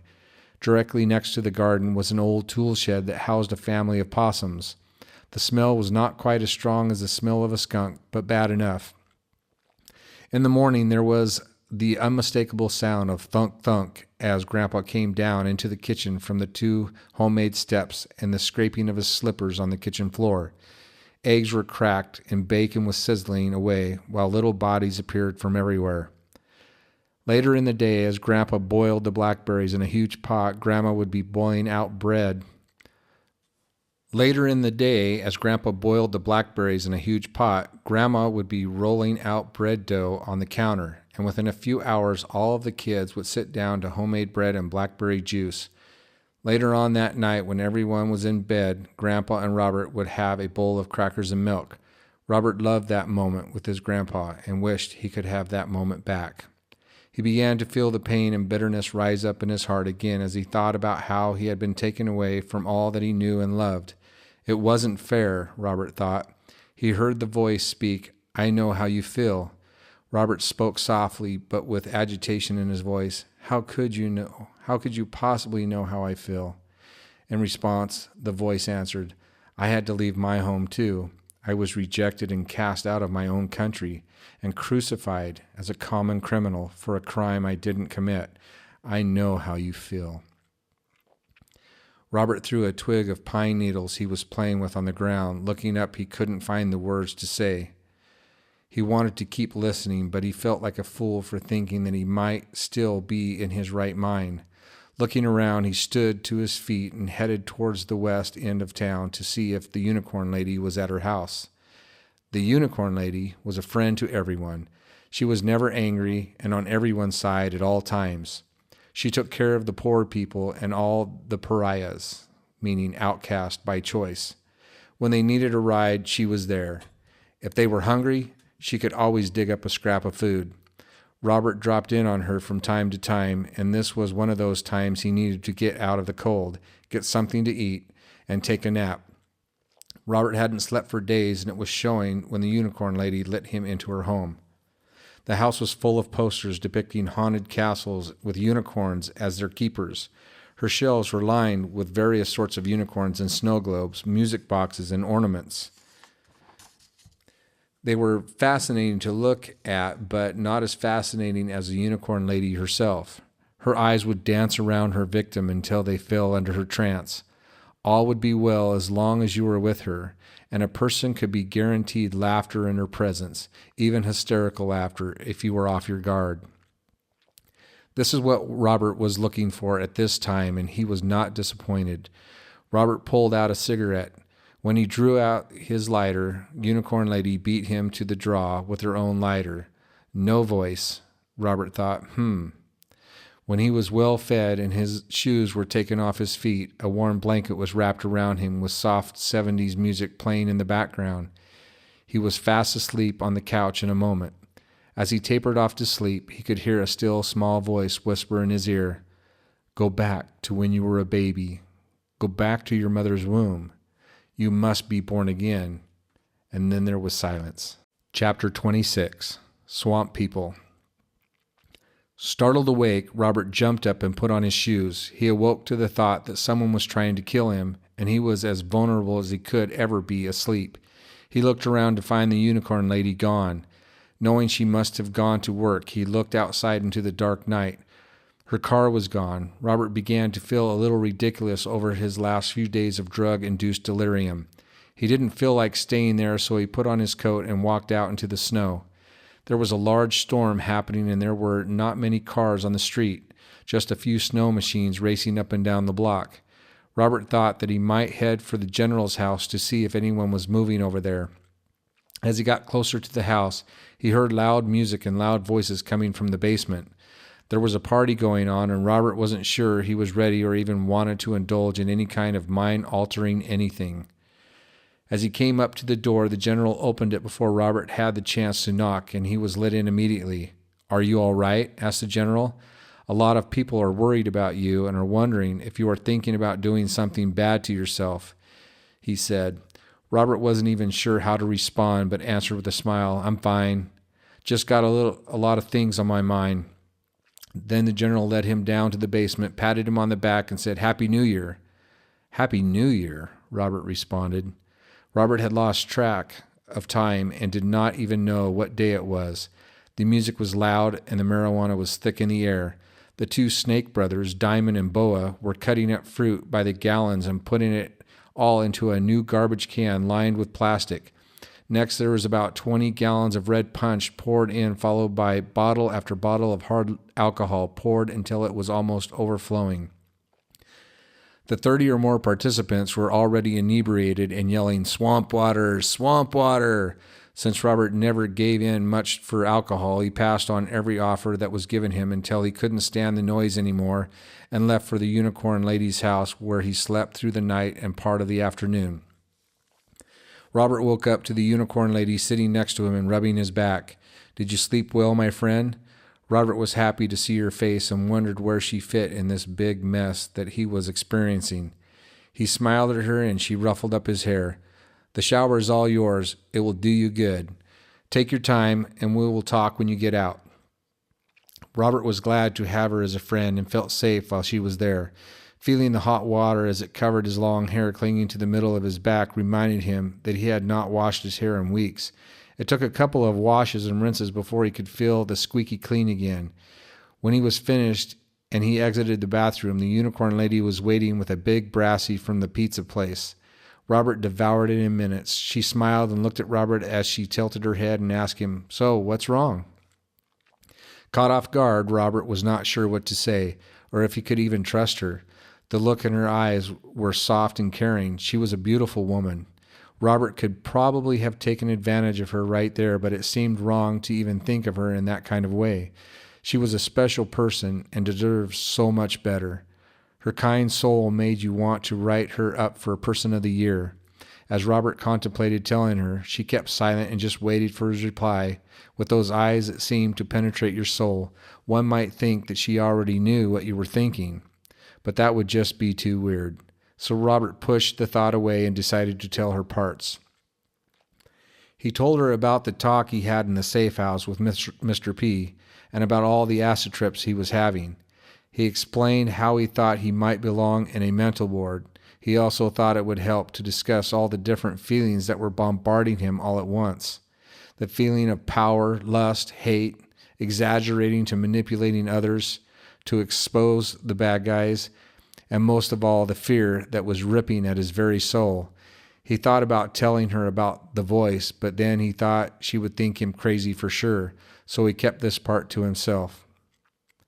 The Unicorn Lady said that until Robert was able to get some of those chemicals out of his system, he would probably continue struggling with strange ideas. By this time, she had to go to work, and she asked Robert to stay another night just to be safe. She would talk to him more when she got back home. Robert watched her leave and laid down on the couch and tried to think good thoughts. It was impossible when he had talked to Mr. P himself and knew exactly what this hitman planned to do.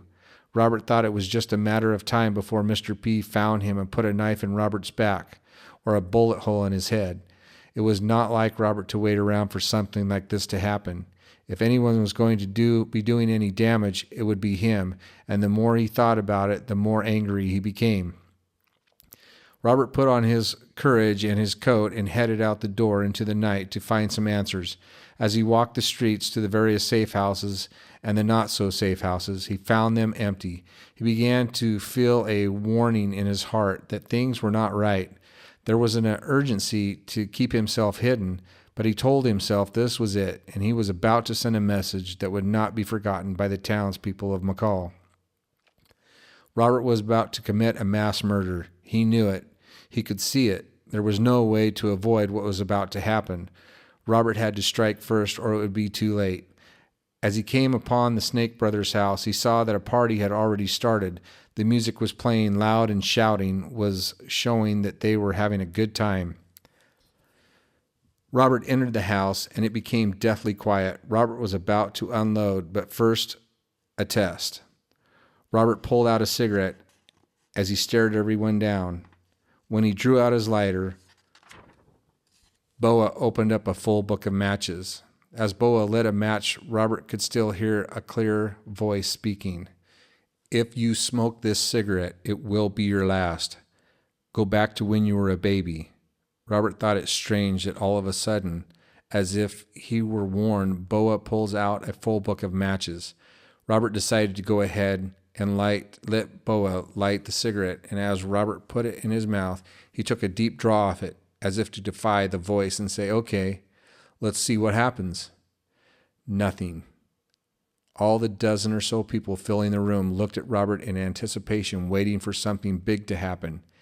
It was an awkward moment for Robert as he looked around and surveyed the faces of those he was about to kill, wondering which one was going to be first and how he would move from one person to the other.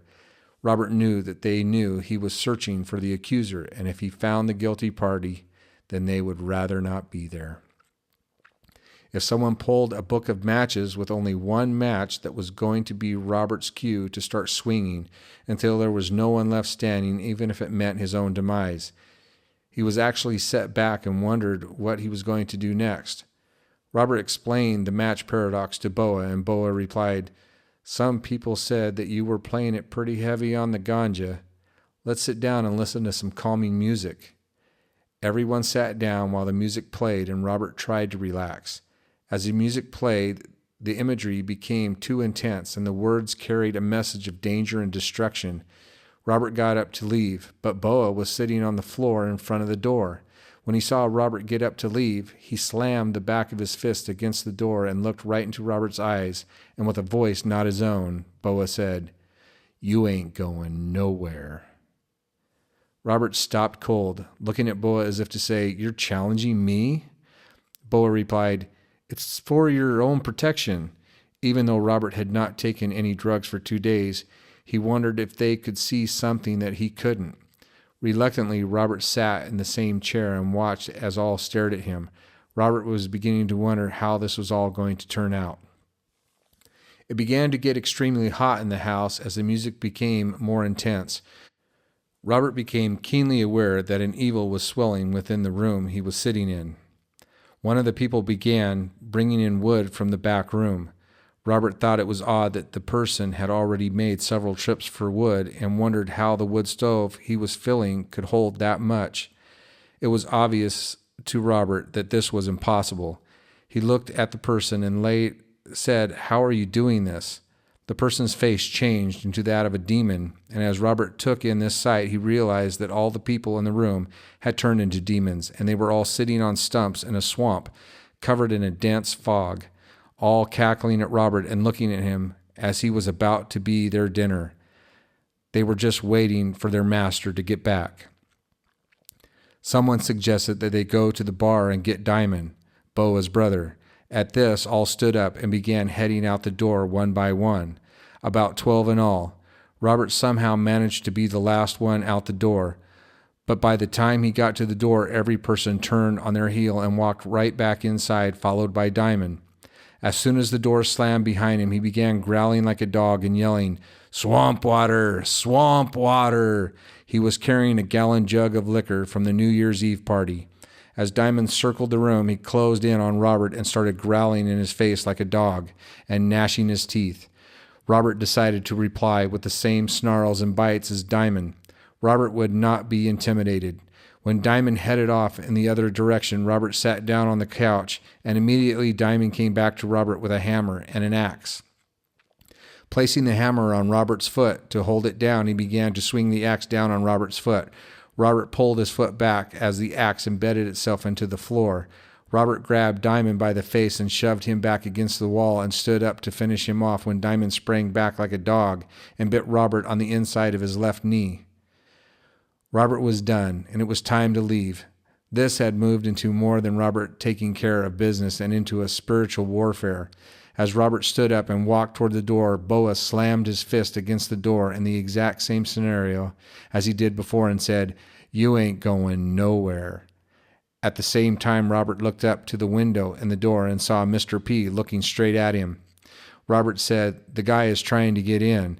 Boa moved away from the door and Robert opened it up and moved off the porch without looking into Mr. P's eyes. Robert kept moving toward the street as the voice continued in his head. Sodom and Gomorrah, don't look back. Sodom and Gomorrah, don't look back. Sodom and Gomorrah, don't look back. Robert kept moving down the main street toward town. It was not like Robert to take a main road exposed to the public or the police. He didn't know what to do, but he knew he must listen intently to the voice in his heart, because now it was a matter of life and death. Robert cut right across the Maverick parking lot and headed up Stibnite Road toward the water tower. Robert got halfway up the hill when he reached in his pocket and felt the cigarettes. He pulled them out of his pocket and just tossed them to the ground in a final feeling of disgust. He knew these were part of a bigger problem, that he had truly smoked his last cigarette, just as the voice had prophesied. As Robert neared the top of the hill, a green van painted with a dragon on the side came up a side road in a big hurry.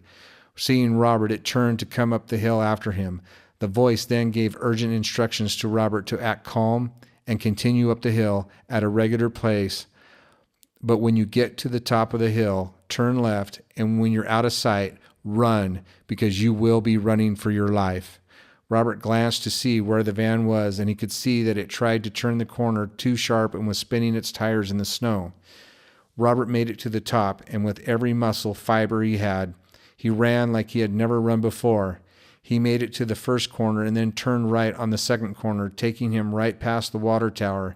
As he passed the water tower, he stopped at the top of the hill and turned left. There was nowhere to go but a long, narrow road where he would surely be spotted. His only choice was a church house on the left that he used to go to many years ago when he was trying to act like a Christian, or a Christian home on the right. Robert was sure he didn't want to go to the church house, so he darted for the Christian home on the right. Hearing the motor of the van that was coming around the corner made Robert knock on the door with more haste. The door swung open and Bill, looking barely awake, said, "Yes?" Robert knew there was no time as he stepped into the house and pulled Bill aside, shutting the door behind him. Robert looked around out the window as they both saw the van race by and disappeared into the night. As Bill and Robert stood there facing each other, and Robert trying to catch his breath, Bill asked what was going on. Robert told Bill shortly that someone was hired to kill him. Bill looked at Robert with doubt and told Robert he could stay there tonight, but not to leave in the morning until he got back from work. And then they would talk. It was a little after midnight on January 3rd, 1982. Bill had to be at work at 4:30 a.m. and he wasn't ready to hear any part of Robert's story just yet. Robert was finally settled in a warm bed for the third night in a row. As he closed his eyes, he felt a presence that gave him some peace, and he was thankful for the voice, whether it was real or just his imagination. There was another presence that bothered Robert that night, foreboding, with many eyes searching, tearing at his soul, causing him to be uncomfortable and making him to feel the need to get out of that house and find some of his friends. The war was at its zenith. Chapter 27. Call Out His Name. Robert woke up around 8:30 a.m., January 3rd, 1982. The sun was out with many large clouds threatening to block it out from 1 hour to the next. Robert got dressed and looked out the window. He noticed the sun for a brief second, but his thoughts were elsewhere at the moment.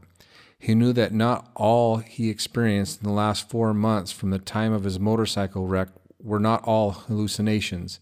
And now he was in some people's house he hardly knew and was wondering what next. Just then, out of the corner of his eye, he saw Wally Voss, the pastor of the church across the street. He was just getting into his truck when Robert's heart began to race. The urgency was evident, and the voice came alive like it never had before. "You have to call out his name." Without hesitation, Robert ran out the door and gave his loudest whistle. Wally did not hear even his whistle, but when the voice said once again, "You have to call out his name," Robert yelled, "Wally!" Immediately, Wally stopped his truck and looked out his window to see Robert running toward his truck. Wally rolled down his window to greet Robert, but before Wally could get a word out, Robert yelled at him, "Someone is trying to kill me." Wally looked puzzled for a moment and said that he had to go to a funeral, but would be back in about 2 hours. Wally could see the desperation in Robert's eyes when he did not reply. Wally said, "My wife is in the house, but she's in her nightgown." Before Wally could get out, Robert was already running around his truck and banging on the door of the house. Shirley made her way to the door and let Robert in. Robert was going to say, "Shirley, you got to help me. Someone is trying to kill me." But all that came out was, "Shirley, you got to help me. I'm demon-possessed." Shirley immediately sat Robert in a chair, and the battle began. Robert could not move from the chair as if he was magnetized to it. Screaming had begun in several voices at the same time. Like in stereo, the demons were not about to give up what they had worked so hard to achieve. At one point, Robert remembers Wally following him back into the house, but Wally truly was gone the full 2 hours at the funeral, so the next 2 hours were told to Robert at a later date. As time drew on, Shirley, always known as a prayer warrior, would not give up and would not let down her guard. She began asking Jesus what she must do. Just then the phone rang, and another 85-year-old prayer warrior by the name of Bessie Turner was calling Shirley to tell her Jesus had revealed to her that there was a young man in her house full of demons. She said, "You must command them to tell you their name, and then by the power of the blood of Jesus, you such and such evil spirit, you must leave. I command you by the power of the blood of Jesus."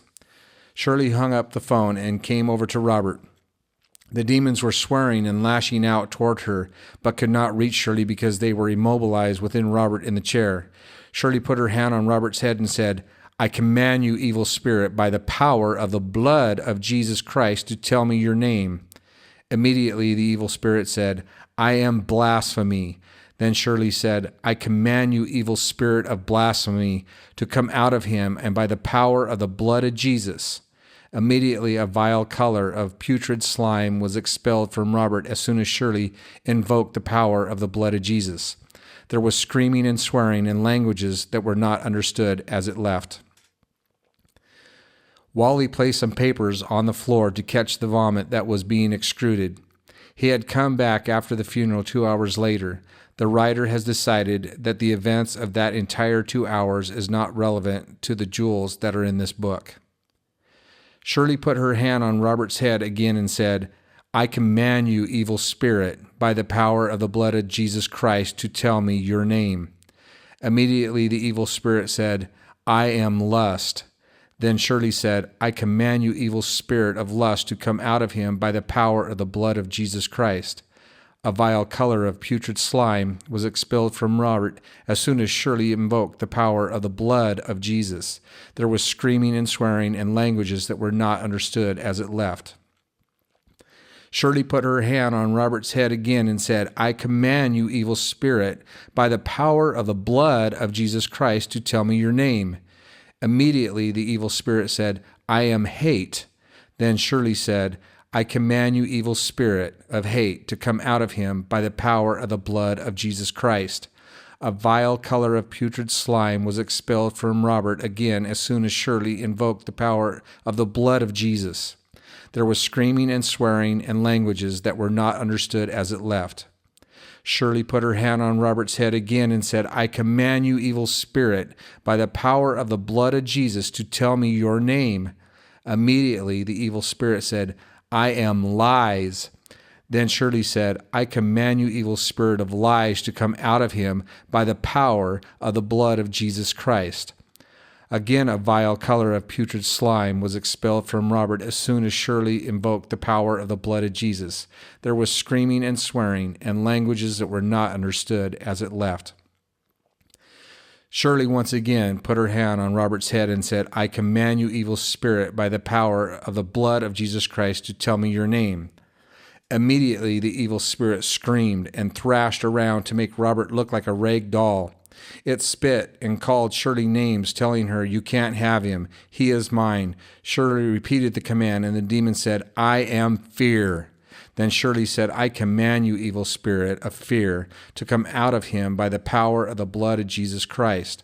A vile color of putrid slime was expelled from Robert as soon as Shirley invoked the power of the blood of Jesus. There was screaming and swearing and languages that were not understood as it left. After the spirit of fear left, Robert had a look about him that said it was over, but Shirley, being the prayer warrior that she is, said, "We still have work to do. Robert, when the demons go out, they go out to dry places, and when they find no rest, they come back to the house they left, and when they find it swept clean, they go out to get demons twice as bad as they were themselves. Your house has been swept clean. You need to have that void filled now." Robert looked up at Shirley. His clothes were soaking wet from head to toe with sweat from the ordeal. His arms hanging limp at his sides, exhausted from thrashing around. "I can't do that. I've tried before and I failed miserably," he said. Shirley said, "But this time you're ready to accept him." So Robert did not close his eyes, but looked up to heaven and yelled, "Jesus, if you're really there and you can truly hear me, then save me. I know that I am a sinner and I have done many bad things, too many to count. Please, I want you to possess me like those demons and come into my heart and keep me even if I can't. And if you can't do this, then let me die, because I would rather be dead than to serve Satan one more day." Immediately, the clouds parted and the sun shone through the window where I was sitting. I felt the top of my head come off, and cool water was being poured in on me and surging through my veins and saturating every part of my soul, mind, and spirit. My limbs were released from my chair, and finally my tongue was loosed to praise God in a heavenly language. I could hear and see the heavenly host celebrating with mighty shouts to the Creator of the universe. A mighty war was fought, and a mighty victory had been won.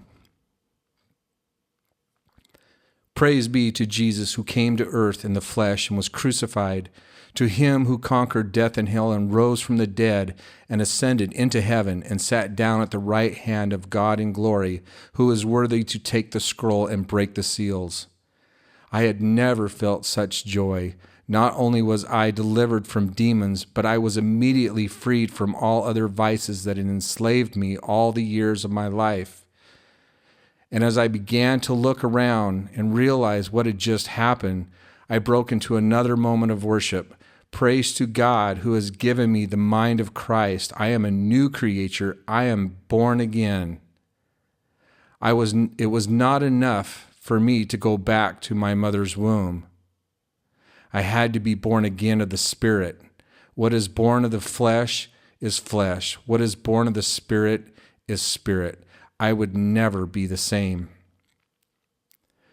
Wally helped me out of my chair and toward the newspaper that had caught all the vile putrid. I reached down and wadded up all the papers, and they all made their way to the fireplace. Because I was so weak, Wally had to open the fireplace for me. Once it was open, Wally told me to throw them in the fire. When they were in the fire and burning, Wally turned to me and said, "That's where they belong, and that's where they're gonna stay." At that moment, I felt embarrassed and wondered for a brief moment if what had just happened was real or just some fake sensational emotion to make me feel safer. I turned to Shirley and just said, in almost a sarcastic tone, "Now what?" Shirley looked at me with a compassion and understanding that humbled me as she nodded her head while saying, "I believe God is going to show you.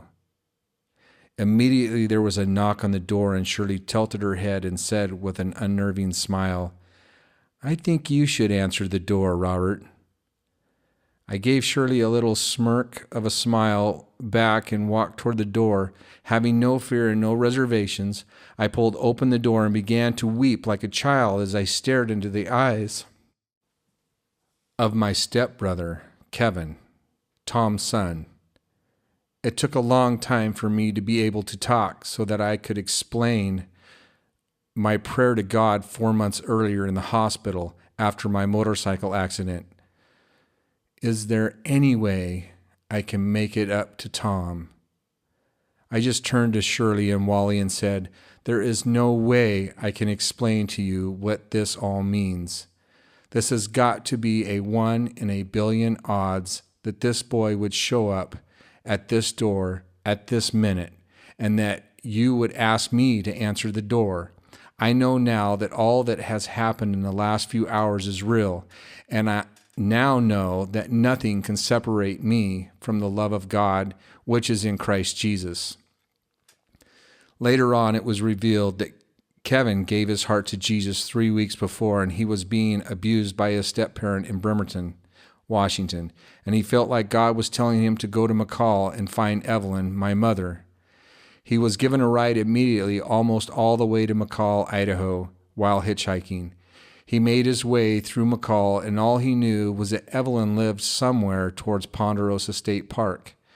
Kevin followed the signs and made his way up to the corner by the church, and as he passed it, he said God told him on that day, at that hour, at that very second, "Go knock on that door." He could not have known the battle that was taking place there. That very day, Mr. P was picked up and extradited out of the state of Idaho for outstanding federal warrants for his arrest. All things work together for the good to those who love him and are called according to his purpose. God's timing is perfect, just like the timing of this book.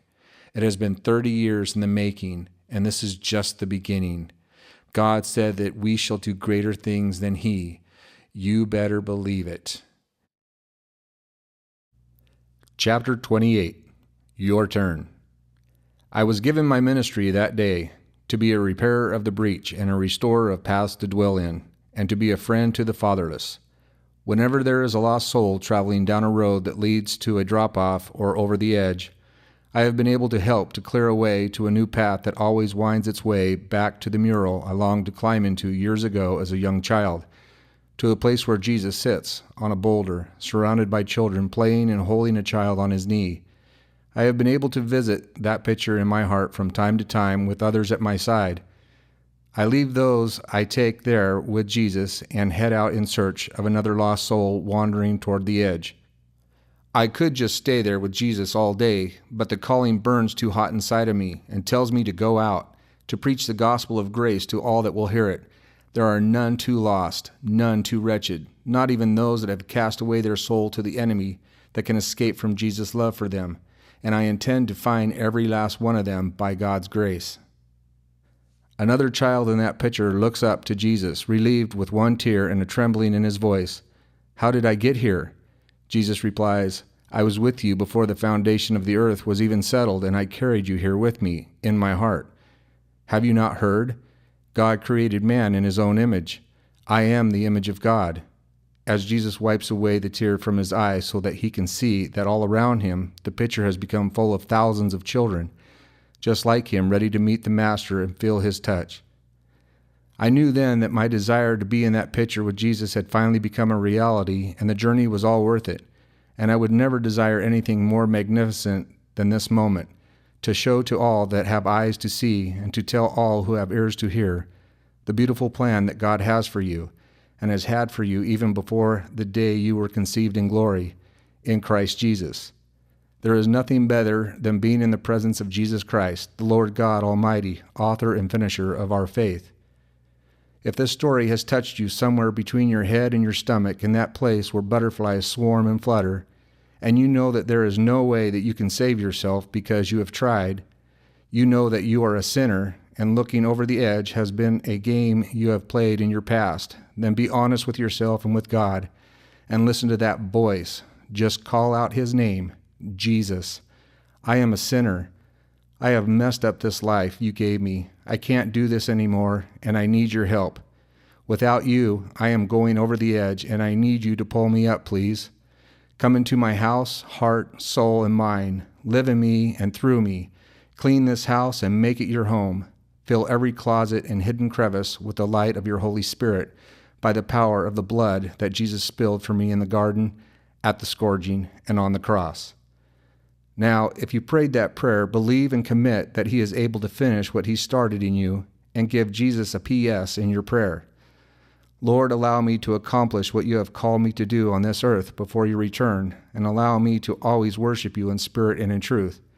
Then go out and find a body of believers who are committed to the teaching of the Bible, for it is the Word of God according to 1 John. Pray, read, and worship God with all your heart, soul, mind, and spirit, and he will draw even closer to you.